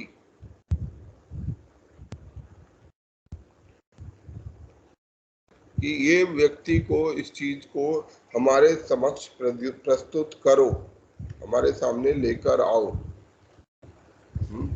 तो हम उसको जो है, ये पुलिस ने किसी ने कैद कर लिया, किसी प्राइवेट पर्सन ने भी किसी को कैद करके रखा हुआ है, तो वो आदेश दे सकते हैं कि आप हमारे को, उस आदमी को समक्ष हमारे सामने लेकर आओ। जो हमारे एक तरीके के मजिस्ट्रेट के सामने, तो सुप्रीम कोर्ट के सामने किसी को आपने इलीगली डिटेन कर रखा है, कुछ भी कर रखा, तो आपको वहां पर उसे प्रस्तुत करना पड़ेगा। मैंडामस अगली डायरेक्शन है। तो ये मैंडामस किसी भी पब्लिक अथॉरिटी को एक डायरेक्शन दे सकता है सुप्रीम कोर्ट, अनरेस्ट्रिक्टेड डायरेक्शन है। किसी को भी सुप्रीम कोर्ट, सीबीआई या किसी भी अधिकारी, किसी भी ऑफिस को वो डायरेक्शन दे सकता है कि वी डायरेक्ट यू, हम आपको ये कह रहे हैं आप ऐसा करो, दिस इज अवर कमांड। तो ये मैंडामस है। तीसरी है प्रोहिबिशन। प्रोहिबिशन का मतलब हम प्रोहिबिट करते हैं, you will not do it. पहले में हम आपको कहते हैं कि आप ऐसा करो, दूसरे में प्रोहिबिशन में है कि हम आपको मना कर रहे हैं, आप ऐसा नहीं करोगे। फिर सर्ट्योरारी है। तो ऐसे में सर्ट्योरारी में आपको उसको प्रमाणित करना है, आपको उसको सूचित करना है, उसको बताना है, ठीक है, इसकी इंफॉर्मेशन देनी है। और अंत में है क्यो वारंटो। क्यो वारंटो है कि आपका क्या अधिकार है, आपकी क्या अथॉरिटी है, ठीक है, आपकी अथॉरिटी क्या है, आपको ये अथॉरिटी प्रूव करनी चाहिए पड़ती है। मैंने किसी आदमी को, किसी व्यक्ति ने किसी को अरेस्ट कर रखा है, लेट से दिल्ली पुलिस ने किसी उत्तर प्रदेश के व्यक्ति को अरेस्ट कर रखा है, तो सरकार उस सुप्रीम कोर्ट उससे पूछेगा कि भाई आपने under what authority have you arrested that person. अगर आपका वहां ज्यूरिडिक्शन नहीं है तो आप कैसे वहां चले गए। आपने बिना कोई अपराध लगाए, बिना कोई जो भी हमारी धाराएं हैं वो लगाए किसी को बैठा रखा है, तो क्या आपकी अथॉरिटी है, किस अधिकार से, कौन से कानून के तहत आप ये काम कर रहे हो। आपको वहां पर उस अधिकारी को, उस ऑफिस को वहां जाके प्रूव करना पड़ेगा कि हाँ जी मेरे पास, मैं ये जो कर रहा हूँ वो मैं सही कर रहा हूँ, मेरे पास ये अथॉरिटी है, इस कानून के चलते मैं ये कर रहा हूं। तो उस कानून को पढ़ा जाएगा और उस कानून के अनुरूप यदि वो है तो ठीक है, अन्यथा उसको वहां से तुरंत आगे डायरेक्शंस दी जाएंगी कि ऐसे करो। तो ये 5 तरीके के विशेष रिट हैं जो रिट जारी करने का अधिकार सुप्रीम कोर्ट के पास है। तो ये 5 रिट हमारी सुप्रीम कोड जारी कर सकता है। हीबस कॉर्पस, मैंडामस, प्रोहिबिशन, सर्टियोरारी और क्यो वारंटो। हीबस कॉर्पस का मतलब है प्रोड्यूस द बॉडी, या हमारे समक्ष उस आदमी को लेकर आओ जो भी जिसको आपने अपने नियंत्रण में, हिरासत में रखा हुआ है, उसको हमारे सामने लेकर आओ। मैंडामस एक डायरेक्शन है, ठीक है, कि आपको हम कमांड करते हैं, हम आपकी मतलब कोई किसी के ऊपर है तो कोई कह दे कि नहीं मैं नहीं मानता सुप्रीम कोर्ट, आप कौन हो, जज को कह दे कि हम आपकी सारी अथॉरिटीज के ऊपर है, वी कमांड यू। तो वो ये नहीं कह सकता कि नहीं जी मेरे को तो उससे प्राइम मिनिस्टर साहब से पूछना पड़ेगा, पहले मेरे को प्राइम मिनिस्टर साहब ने ये कह रखा है, मैं तो प्राइम मिनिस्टर साहब जैसा कहेंगे वही करूंगा, मैं नहीं जानता आपको। वो कहेगा कि ना, I have the supreme authority, तो उसके पास सुप्रीम अथॉरिटी है। फिर प्रोहिबिशन, कि किसी भी को वो प्रोहिबिट कर सकता है, रोक सकता है कि you will not do this till further orders, अब आपको हम रोकते हैं ये कोई भी एक्शन लेने से। सर्ट्यूरारी है कि हम आप इस चीज को प्रमाणित करो, इसको सूचित करो, हमें बताओ, ठीक है। और अंत में है क्यो वारंटो, जिसमें उसकी क्या अथॉरिटी है, उसके पास क्या अथॉरिटी है कोई एक्शन लेने का, ये सुप्रीम कोर्ट उससे पूछती है। तो ये 5 रेट हैं, और 2 मिनट का ब्रेक लेते हैं, या 2 नहीं, प्रोहिबिशन एक से बता दीजिए। दोबारा बताते हैं, ठीक है। ऐसा करते हैं, ब्रेक लेते हैं, आप लोग एक बार सोच लो इसको, ठीक है, आराम से। अगर फिर नहीं समझ आएगा फिर हम दोबारा से डिस्कस करेंगे। 5 मिनट का ब्रेक लेते हैं, 9:08 पर लगभग ज्वाइन करते हैं।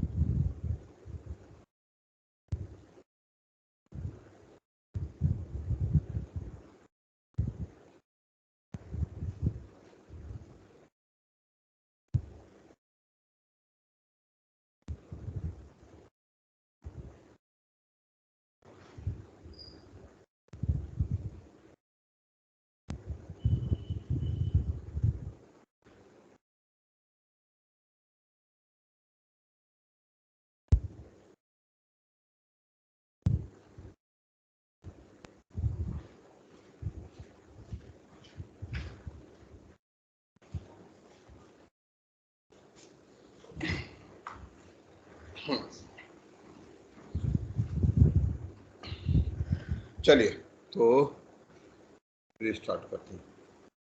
हाँ, अब आप लोग बताएंगे। सर एक बार प्रोहिबिशन फिर से बता दीजिए। प्रोहिबिशन फिर से बता देता हूँ। देखो, दो स्थिति हो सकती है कि एक आदमी का एक अथॉरिटी है, वो अथॉरिटी कोई एक्शन ले रही है। जैसे लेट से कि अभी कुछ समय पहले सरकार ने कहा कि वो ये जितने भी सेंट्रल विस्टा प्रोजेक्ट, अगर आप जानते हैं सेंट्रल विस्टा प्रोजेक्ट क्या है? Central Vista project, what is central Vista project? Delhi के अंदर में जो पुरानी अंग्रेजों के जमाने की कई सारी इमारतें हैं, इसमें उद्योग भवन, कृषि भवन और ये सारा क्षेत्र है, इसमें कई बिल्डिंगों को गिराया जा रहा है, उन्हें ऑल्टर किया जा रहा है और नए तरीके से विकसित किया जा रहा है। तो ये प्रोजेक्ट सेंट्रल विस्टा प्रोजेक्ट कहलाता है। इस प्रोजेक्ट का काफी विरोध भी हुआ क्योंकि वो जो बिल्डिंग्स है उनसे एक पर्सनल एसोसिएशन लोगों का, अच्छी बिल्डिंग्स है, अच्छा वो है, अंग्रेजों एक तरीके की हेरिटेज हम उसे समझ सकते हैं कि एक हेरिटेज है हमारे पास, एक धरोहर है। अब उस धरोहर में बदलाव किया जा रहा है, तो काफी लोग इस बात के पक्षधर थे कि उसे नहीं किया जाना चाहिए। मैं भी जो है बचपन से उनको देखता आया हूं, तो मेरा भी एक पर्सनल एक एसोसिएशन किसी भी बिल्डिंग से, किसी क्षेत्र से हो जाता है, तो मैंने भी उसको काफी नजदीक से अपने स्कूल के जमाने से देखा है। तो मेरा भी एक टाइप का उससे एसोसिएशन है। कई लोग उसका विरोध करते हैं और वो कोर्ट चले गए कि ये नहीं किया जाना चाहिए। तो ऐसे में मान लीजिए कोर्ट उनकी मांग मान लेती है, तो और सरकार कहती है कि नहीं, हम ये प्रोजेक्ट कर रहे हैं, इसमें आपको दखल नहीं देना चाहिए, क्योंकि भाई एग्जीक्यूटिव की अपनी अथॉरिटी है। एग्जीक्यूटिव भी तो इस संविधान के अंदर से ही पैदा हुई है। अब वो उसमें, तो ऐसे केस में एग्जीक्यूटिव और किसी भी दूसरे कोर्ट के डिसीजन को, ठीक है, किसी दूसरे कोर्ट के डिसीजन को, छोटे कोर्ट के डिसीजन को, ये कमांड होता है, ये वाला जो होता है ये मैंडेमस होता है। सर्टियोरारी होता है कि जब हम कोर्ट को, अपने किसी सबऑर्डिनेट कोर्ट को डायरेक्शन देते हैं। ये थोड़ा सा मिक्सअप हो गया। यहाँ पर ये होता है प्रोहिबिशन, जब वो अपने सबऑर्डिनेट कोर्ट्स को, छोटे जो कोर्ट्स हैं, उनको कोई अपने आदेश को रोकने के लिए कि भाई आप कोई चीज केस सुन रहे हो, कोई काम कर रहे हो। अभी कुछ दिन पहले एक घटना घटी जिसमें कहाँ के किसी लोअर कोर्ट में, शायद लोअर कोर्ट में, पंजाब की घटना है। वहाँ के जो एक्स डीजीपी, कोई पुराना पुलिस का अधिकारी, रिटायर्ड अधिकारी था, उसके खिलाफ एक आदेश पारित कर दिया कि उसने बेल दे दी। एंटीसिपेटरी बेल का कंसेप्ट अगर आप लोगों को पता होगा कि एंटीसिपेटरी बेल को हिंदी में क्या बोलते हैं?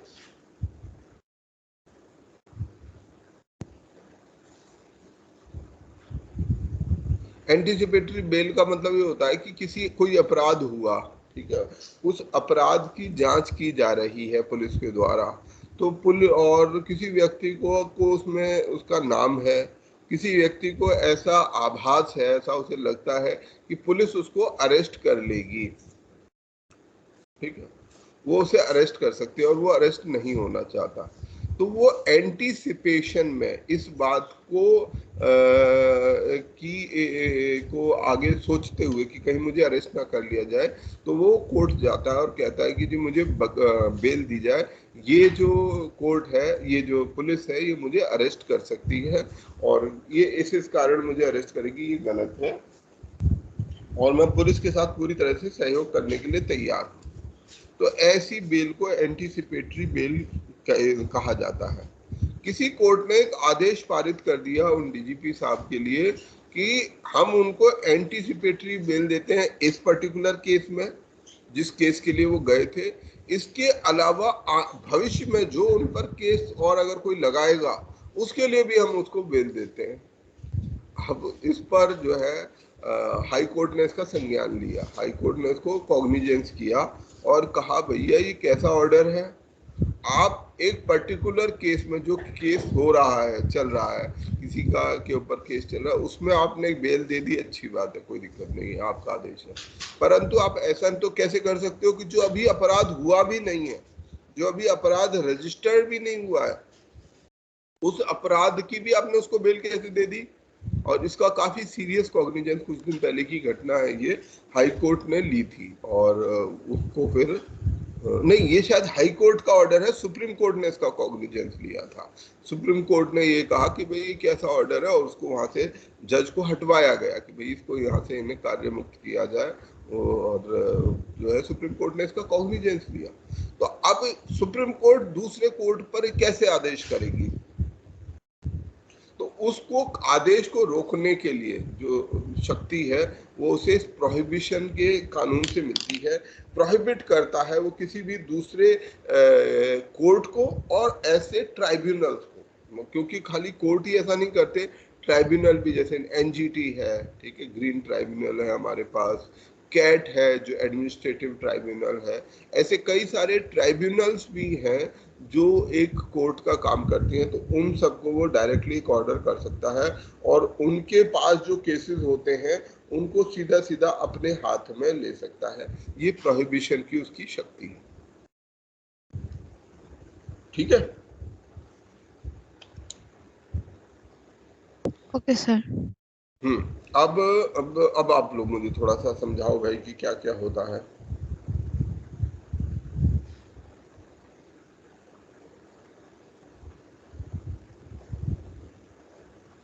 बारी बारी आप लोग बताओ अब, ठीक है, चलो दीपक से शुरू करते हैं। दीपक को थोड़ा मुश्किल काम दिया जाएगा, मंगेश से शुरू करेंगे। Mangesh, what is habeas corpus?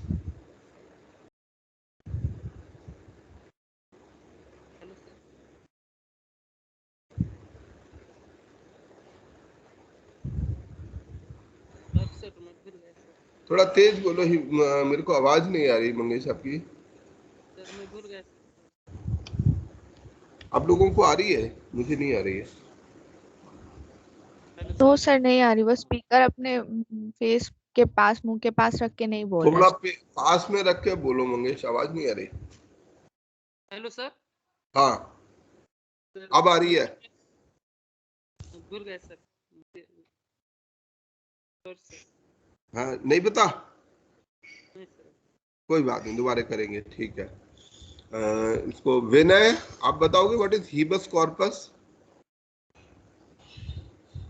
Yes sir, बताओ। हीबियस कॉर्पस का मतलब इन वर्ड ये मतलब है to have a body.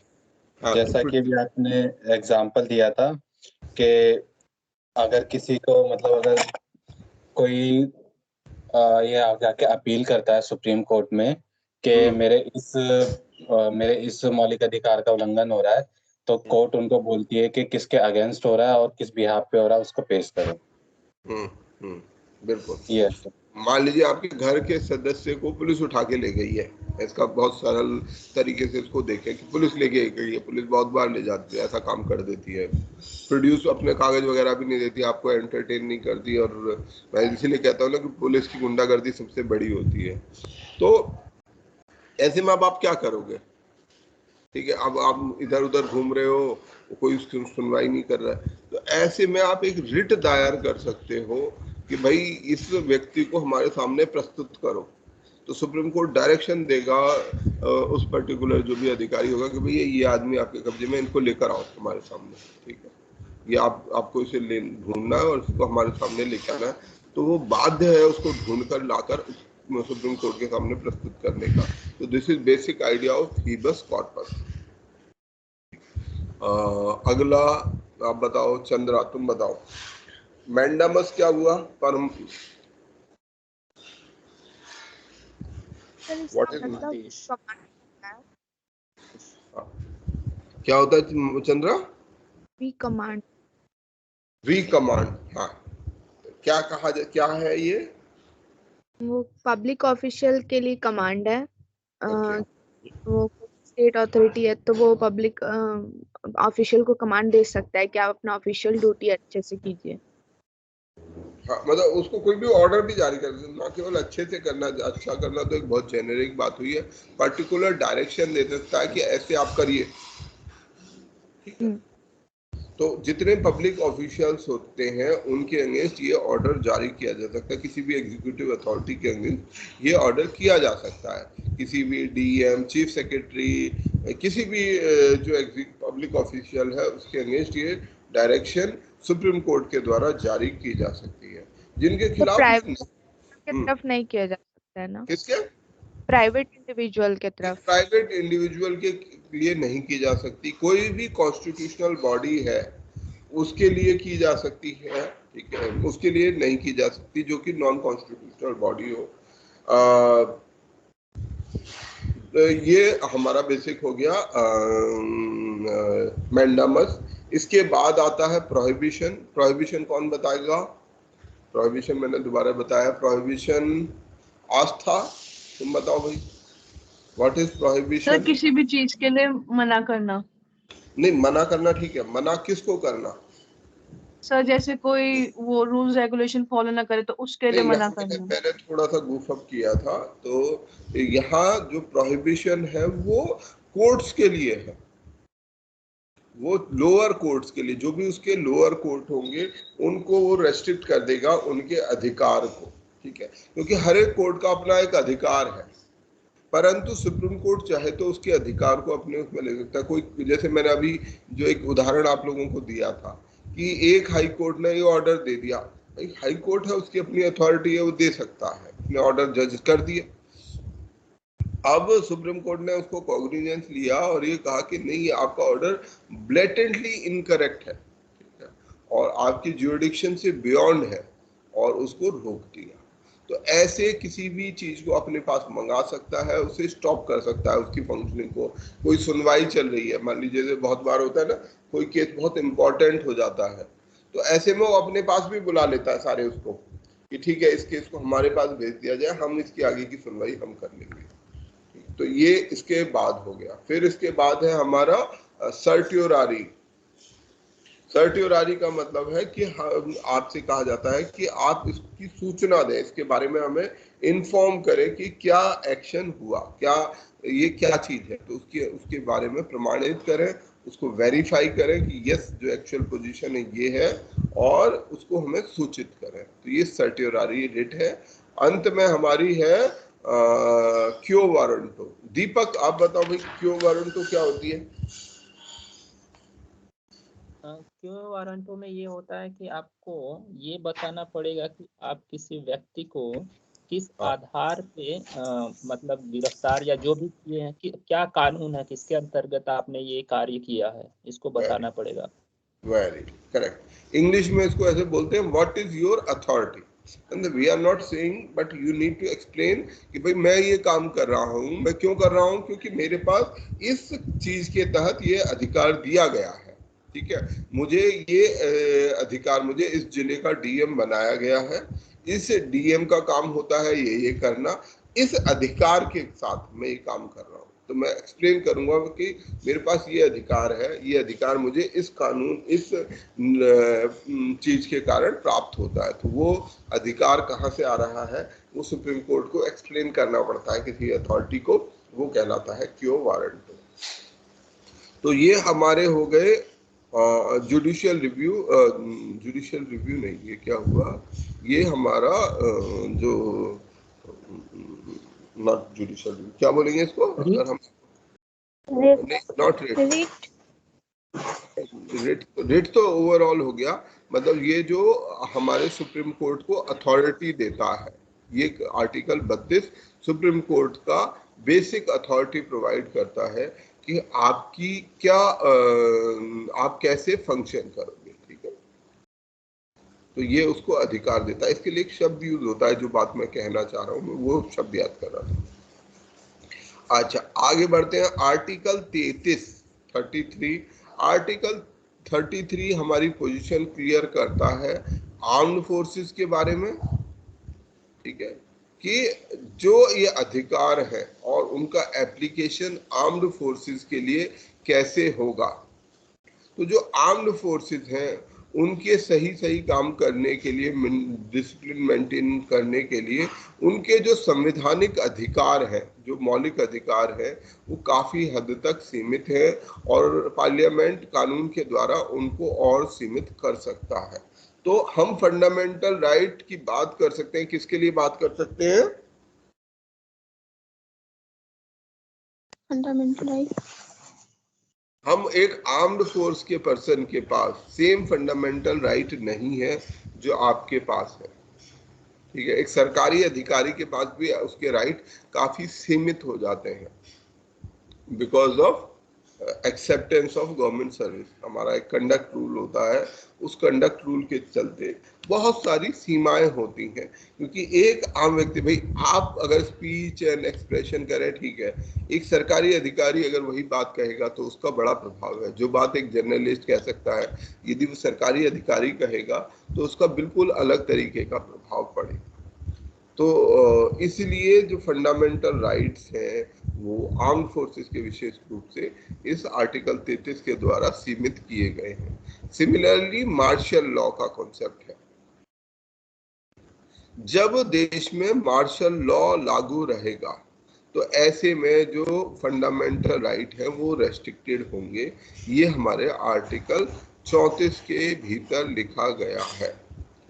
Article 34 हमारा ये बताता है कि किस तरीके से हमारे मार्शल लॉ के समय में कानून रहेंगे। अब हम अगर इस पर बात करें कि क्या इम्पैक्ट रहेगा, मार्शल लॉ अगर लागू हो जाता है तो क्या इम्पैक्ट रहेगा। और तो मार्शल लॉ ऑर्डिनरी लॉ क्या होगा? ऑर्डिनरी लॉ और ordinary law of courts and government वो सस्पेंड रहेगा।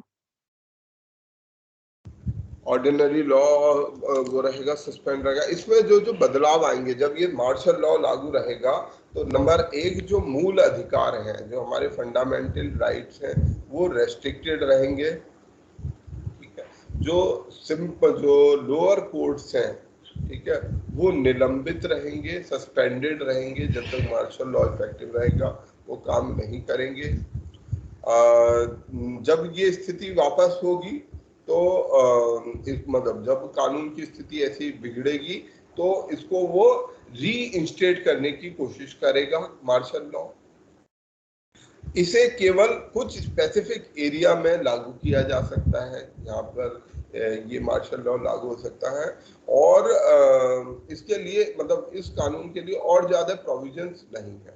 और ये जो मार्शल लॉ वाला जो आर्टिकल 34 है, ये हमारे जो क्या बोलते हैं, जो इमरजेंसी प्रोविजंस है, ठीक है, जो धारा 352, ठीक है, आर्टिकल 352 और 356, ठीक है, उनके अंतर्गत नेशनल इमरजेंसी 352 में लगती है ना? Yes sir. हाँ, तो जो नेशनल इमरजेंसी 356 धारा 3 आर्टिकल 356 का भी यूज करते हैं हम। 356 और 360 तीन होते हैं ना इमरजेंसी प्रोविजन। एक इसमें से कॉन्स्टिट्यूशनल इमरजेंसी होता है, एक नेशनल इमरजेंसी रहता है और एक फाइनेंशियल इमरजेंसी। तो कौन सा फाइनेंशियल है इसमें से? 300 जो स्टेट पर लागू करते हैं। 356 स्टेट वाला। 356 financial emergency. No sir, state 360 है। रेजिडेंशियल रूल है 360। 360 है सर फाइनेंशियल। तीन तरीके की तीन कानून होते थे, 352, 356 और 360। 352 मुझे याद है नेशनल इमरजेंसी है। जो राज्यों पे वो 356 के तहत लगता है ना, जो प्रेसिडेंशियल रूल जिसे बोलते हैं। 356 होता है। Yes sir. 356 ये, और ये फाइनेंशियल इमरजेंसी, ठीक है। तो हमारे देश में, पूरे देश में नेशनल इमरजेंसी, ये जो मार्शल लॉ का आर्टिकल 34 का प्रावधान है, ये इस 352 से बिल्कुल अलग है, ठीक है। और ये सीमित है, मार्शल लॉ रिलेटिवली सीमित है, जबकि नेशनल इमरजेंसी उससे थोड़ी सी व्यापक है, ठीक है। तो 352 हमारी राष्ट्रीय इमरजेंसी होती है कुछ विशेष स्थितियों में, जैसे युद्ध हो जाए, कोई बाहर से आक्रमण हो जाए, या कोई सशस्त्र विद्रोह हो जाए, तो ऐसी स्थिति में नेशनल इमरजेंसी लागू की जा सकती है। युद्ध की स्थिति में अभी हमारे पर पाकिस्तान हमला कर देगा, चीन हमला कर दे, तो ऐसे स्थिति में जो ये सब फंडामेंटल राइट्स हैं और बाकी सारे प्रावधान हैं वो सब सस्पेंड हो जाएंगे। हम ये नहीं कह सकते कि हम कहीं भी जाना चाहते हैं हमें जाने दो। जैसे यूक्रेन में अभी युद्ध चल रहा है, वहां लोग कहेंगे नहीं हमें जाना है, आप हमारे फंडामेंटल राइट का हनन कर रहे हो, तो वो क्या कहेंगे? ये वॉर सिचुएशन है, वॉर टाइम आ रहा है, डिफरेंट टाइम, ठीक है। तो युद्ध की स्थिति एक अलग आपात स्थिति है। इस आपात स्थिति में आपके पास कोई फंडामेंटल राइट नहीं है, मतलब काफी सीमित कर देते हैं, बहुत थोड़े राइट्स के अलावा। जब हम इमरजेंसी पढ़ेंगे तब उसको पढ़ेंगे। तो 352 के द्वारा इसको सीमित किया जाता है। ये स्थिति हमारे आर्टिकल 34 जो के अंदर जो मार्शल लॉ का प्रावधान है उससे डिफरेंट है। अब ये आप लोगों को ये पता रहना चाहिए कि हमारे कानून के अंदर में, हमारे संविधान के अंदर में मार्शल लॉ का प्रावधान भी है, ठीक है। परंतु ये मार्शल लॉ हमारे जो फंडामेंटल राइट्स को रेस्ट्रिक्ट करता है, उनको प्रभावित करता है, इसलिए इसे आर्टिकल 34 के भीतर में रखा गया है। सर इसमें कह सकते हैं कि जो पार्लियामेंट लॉ बनाती है उस बेस पे कोर्ट में हम ये चैलेंज दे सकते हैं कि वो फंडामेंटल के मतलब फंडामेंटल राइट का वो करती है, रिस्ट्रिक्शन करती है, उल्लंघन जो करती है। दोबारा बोलो एक बार। सर आर्टिकल जो 34 है उसके अंदर हम ये कह सकते हैं कि जो पार्लियामेंट द्वारा जो लॉ बनाई जाती है इस बेस पर कोर्ट में चैलेंज दी जा सकती है कि वो फंडामेंटल राइट का उल्लंघन करती है। नहीं, आर्टिकल 34 एक स्पेशल, एक इमरजेंसी टाइप का ही प्रोविजन है। मार्शल लॉ जो एक इमरजेंसी टाइप का प्रोविजन है आर्टिकल 34 के अंतर्गत, इसको मेरे ख्याल से आज तक इस्तेमाल किया नहीं गया है, जहाँ तक मुझे पता है कि इसका इस्तेमाल नहीं किया गया, पर ये संविधान में रखा गया है। और मतलब इसे एक आपातकाल के समय में अगर कोई ऐसी स्थिति पैदा हो जाती है जिसमें हमें लगता है कि नहीं फंडामेंटल राइट्स इस समय पे नहीं हो सकते, ठीक है। कई सारी ऐसी, जैसे अभी हमारे कोरोना का समय आया, अब कोरोना के समय में, ऐसी महामारी के समय में फंडामेंटल राइट्स सेकेंडरी हो जाते हैं। हम कहें कि नहीं हमें आना जाना है, कोई व्यक्ति कहे। अब यहाँ जब बात पूरे देश के हित की है तो ऐसे में एक व्यक्ति के हित से ऊपर उठ जाते हैं। नॉर्मल परिस्थिति में, सामान्य परिस्थिति में हर व्यक्ति का हित ऊपर है, परंतु विशेष परिस्थितियों में वॉर हो जाए, कोई सिविल वॉर की सिचुएशन इंटरनल शुरू हो जाए, कुछ भी ऐसी स्थिति शुरू हो जाए, तो ऐसे में जो सामान्य कानून है वो लागू नहीं रहते और मार्शल लॉ लागू हो जाता है। मार्शल लॉ लागू होते ही बहुत सारे हमारे संवैधानिक अधिकार हैं, एक प्रकार से मिलिट्री का शासन हो जाता है। मार्शल लॉ का मतलब यही है, तो मिलिट्री लॉ लागू हो जाता है। तो मिलिट्री लॉ अपने तरीके से काम करता है जिसमें मिलिट्री जो है सबसे इम्पोर्टेंट हो जाती है और सिविलियन राइट्स बहुत सीमित रह जाते हैं। तो ये मार्शल लॉ वो है। परंतु हमने जिसका इस्तेमाल अभी तक किया है वो 352 धारा 352 का इस्तेमाल किया है। धारा 352 आर्टिकल 352 कब इस्तेमाल हुआ है? नेशनल इमरजेंसी 9 कब हुई है? कभी आई है? इमरजेंसी लगी है? 1975 इंदिरा गांधी गवर्नमेंट के टाइम में।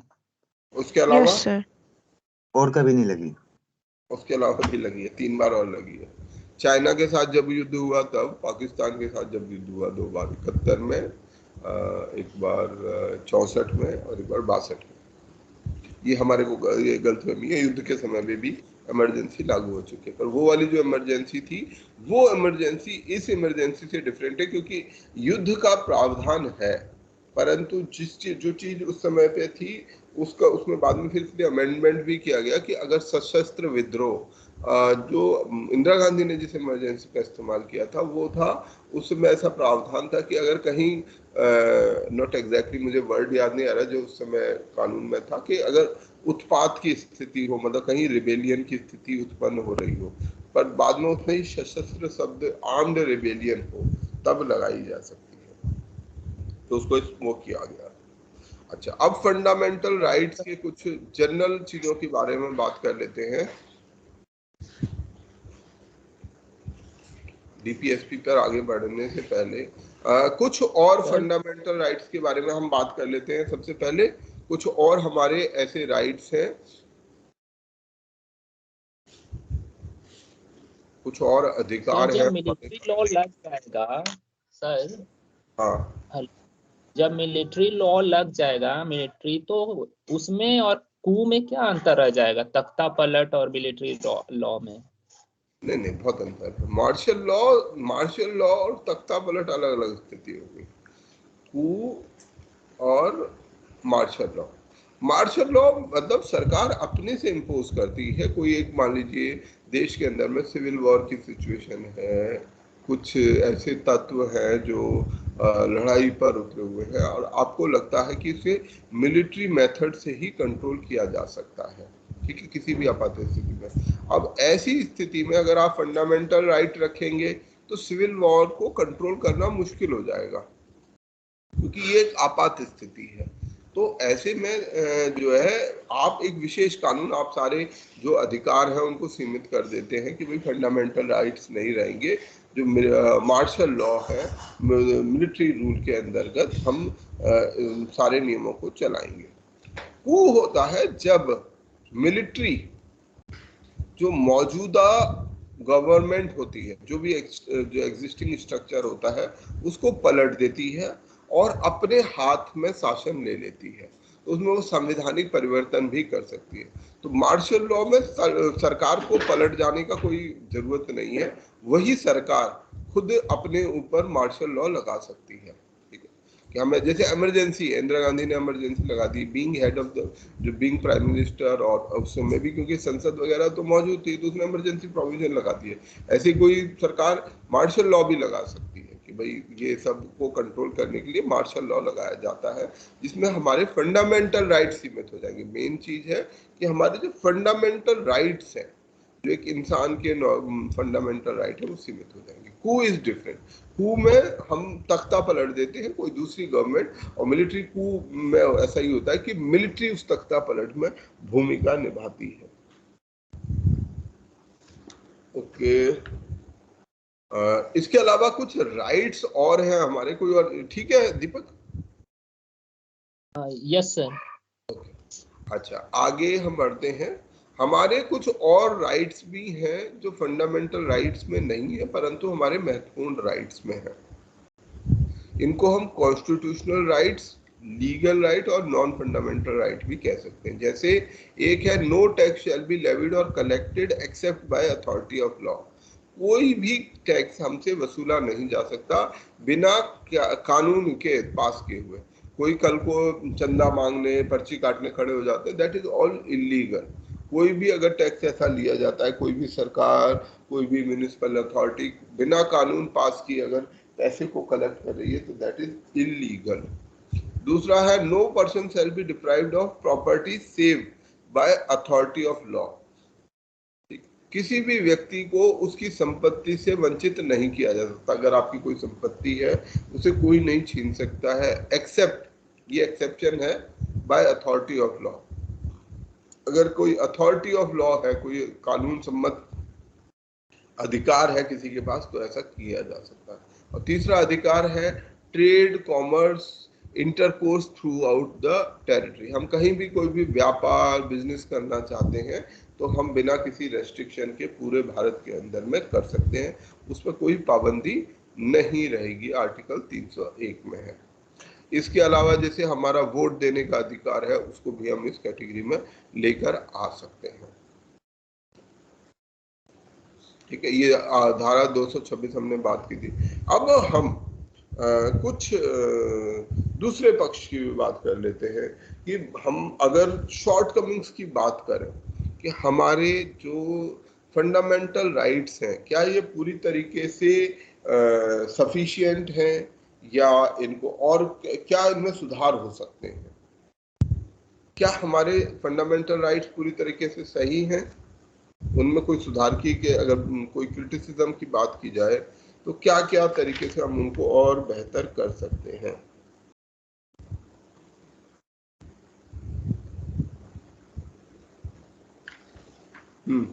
कोई सुधार कर सकते हैं हम?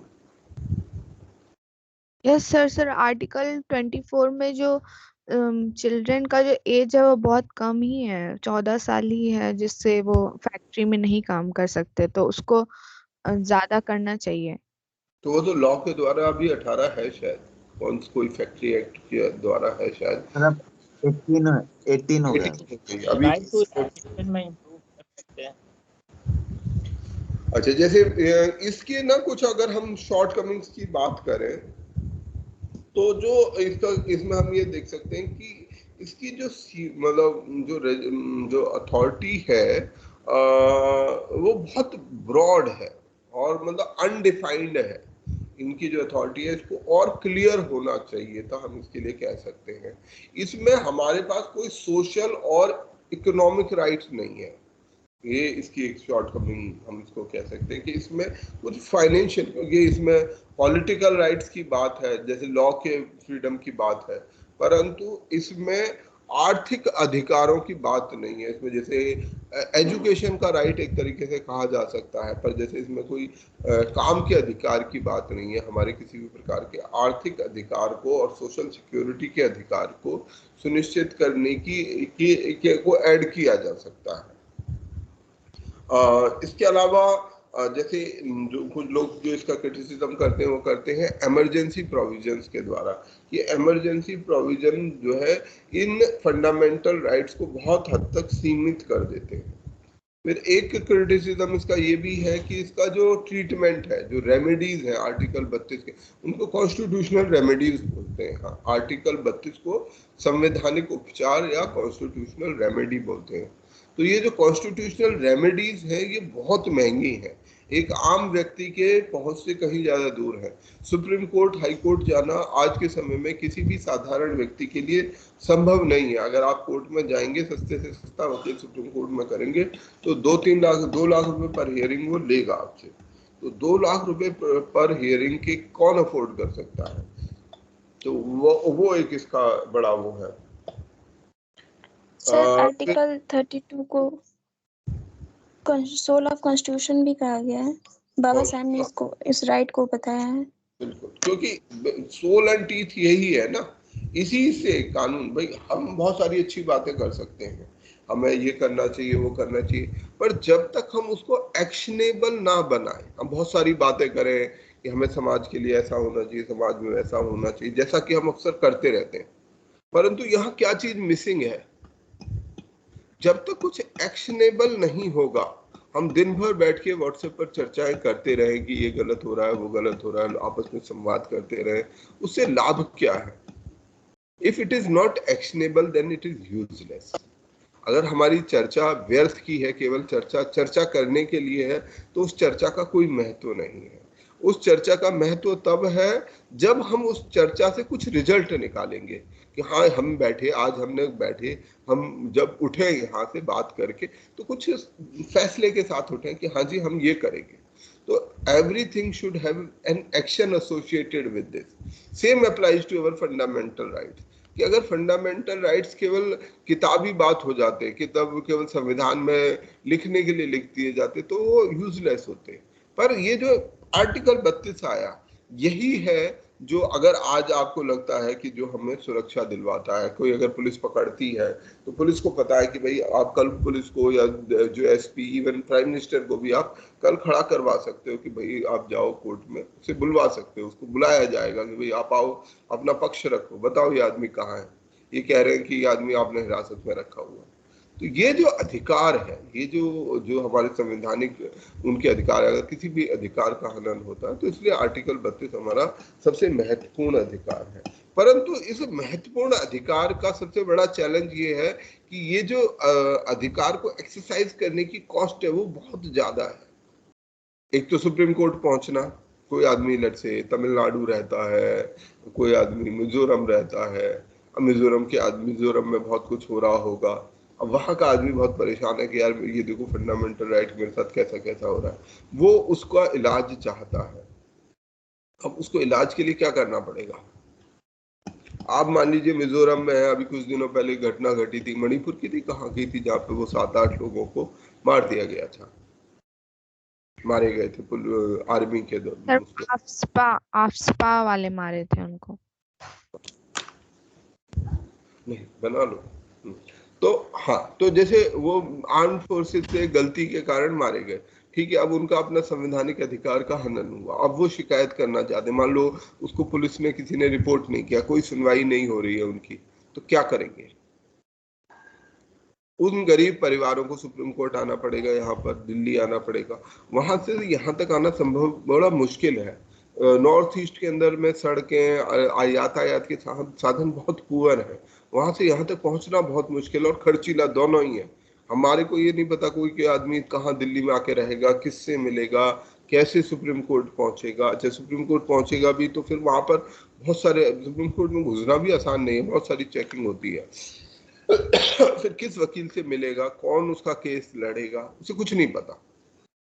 तो बहुत बार अधिकारों का हनन होता है। तो हमारे पास एक ऐसा मैकेनिज्म भी होना चाहिए जो इस काम को इजीली विदाउट कॉस्ट या बहुत कम कॉस्ट पर इसको करवा सके। तो ऐसा मैकेनिज्म भी अगर होगा तब इन संवैधानिक अधिकारों का महत्व और ज्यादा बढ़ जाएगा। एक और क्रिटिसिज्म इसका किया जा सकता है, वो है इसके अंदर जो डिटेंशन प्रोविजंस हैं, जो प्रिवेंटिव डिटेंशन के प्रोविजंस हैं, उनका भी क्रिटिसिज्म इसमें किया जा सकता है, क्योंकि वो भी काफी सिवियर है। इन प्रिवेंटिव डिटेंशन जो आर्टिकल 22 के अंतर्गत है, उस 22 में क्या प्रॉब्लम है कि भाई उसके कारण जहां हम रॉलेट एक्ट का आज से 100 साल पहले 2019 में इतना विरोध कर रहे थे कि भाई ये प्रिवेंटिव डिटेंशन का कानून बहुत काला कानून है, उस काले कानून का दुनिया भारत भर में कितना विरोध हो रहा था, और आज भारत में उससे ज्यादा काले कानून मौजूद हैं, एक नहीं है, कई सारे मौजूद हैं। तो ऐसा कैसे हो सकता है कि वही चीज आज से 100 साल पहले गलत हो और आज वो सही हो जाए? ये तो गलत है। तो ये इसका एक दूसरा वो हो सकता है, शॉर्टकमिंग हो सकता है कि हाँ, इन प्रिवेंटिव डिटेंशन के जो प्रोविजंस है इनको हाईली लिमिटेड, बहुत ही रिस्ट्रिक्टेड रखना चाहिए और कम किया जाना चाहिए। इमरजेंसी प्रोविजंस की हमने बात की कि भाई इमरजेंसी प्रोविजन जो है इसमें जो है वो काफी हद तक हमारे, जो हमने एक बार 1975 में देखा भी कि इमरजेंसी के दौरान में किस तरीके से लोगों के मौलिक अधिकारों का हनन हुआ। तो ये सब कुछ चीजें हैं जो हमारे मौलिक अधिकारों को सीमित भी कर देते हैं। तो इनको इंश्योर किया जाना चाहिए कि कैसे जो है इनको सही किया जाए। पर उसके बावजूद भी हमारे फंडामेंटल राइट्स हमारे लिए बहुत महत्वपूर्ण है, क्योंकि अल्टीमेटली जो हमारा डेमोक्रेटिक सिस्टम है वो इन्हीं के द्वारा स्थापित हो रहा है। जो भी हमारी फिजिकल सोशल सिक्योरिटी है उसका कारण हमने आर्टिकल 21 देखा कि कितनी तरीके से उसकी व्याख्या हुई है, कितना उसको एक्सपेंड किया गया है, और आज बहुत सारी चीजें जो मिल रही हैं हमें, उनमें आर्टिकल 21 का बहुत बड़ा महत्व है हमारी इंडिविजुअल फ्रीडम के। ठीक है, आज कितने पत्रकार हैं और उसमें सबसे ज्यादा रवीश कुमार को मैं क्रेडिट दूंगा।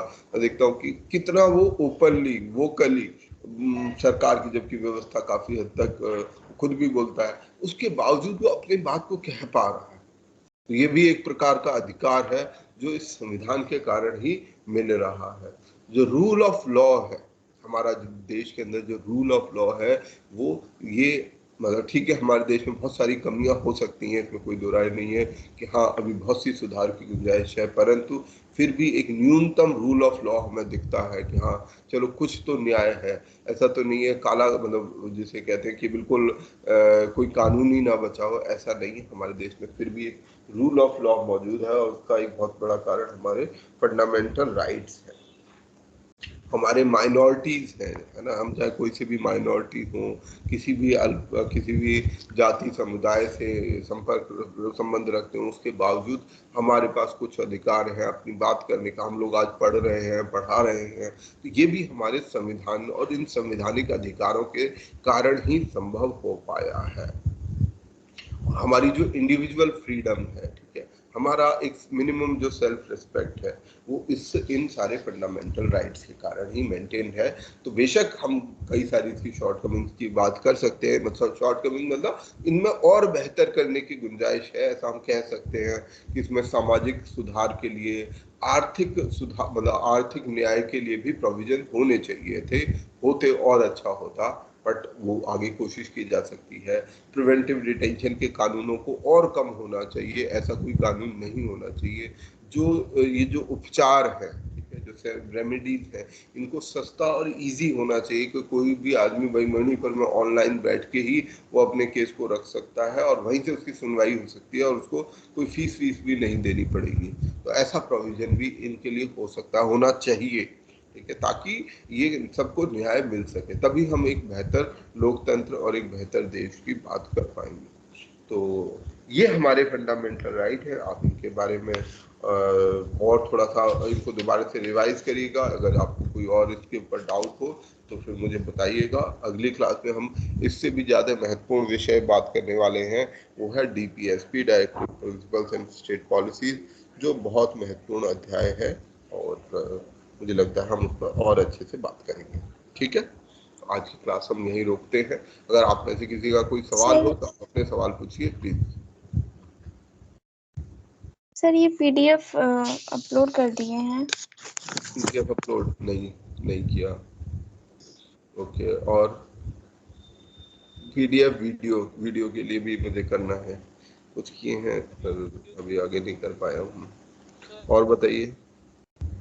MCQ upload, hello, MCQ upload हो सकते हैं सर?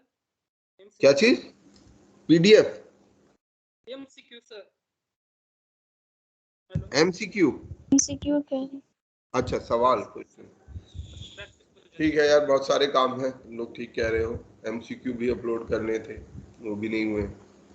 ठीक है, मैं करूँगा, कोशिश करूँगा कि कर दूँ। ठीक है, जितना जल्दी पॉसिबल होगा उतना जल्दी करूँगा। ठीक, चलिए तो फिर आज की क्लास खत्म करते हैं। Thank you so much. और कल हम लोग 10 बजे मिलेंगे। Bye bye. Thank you. Thank you.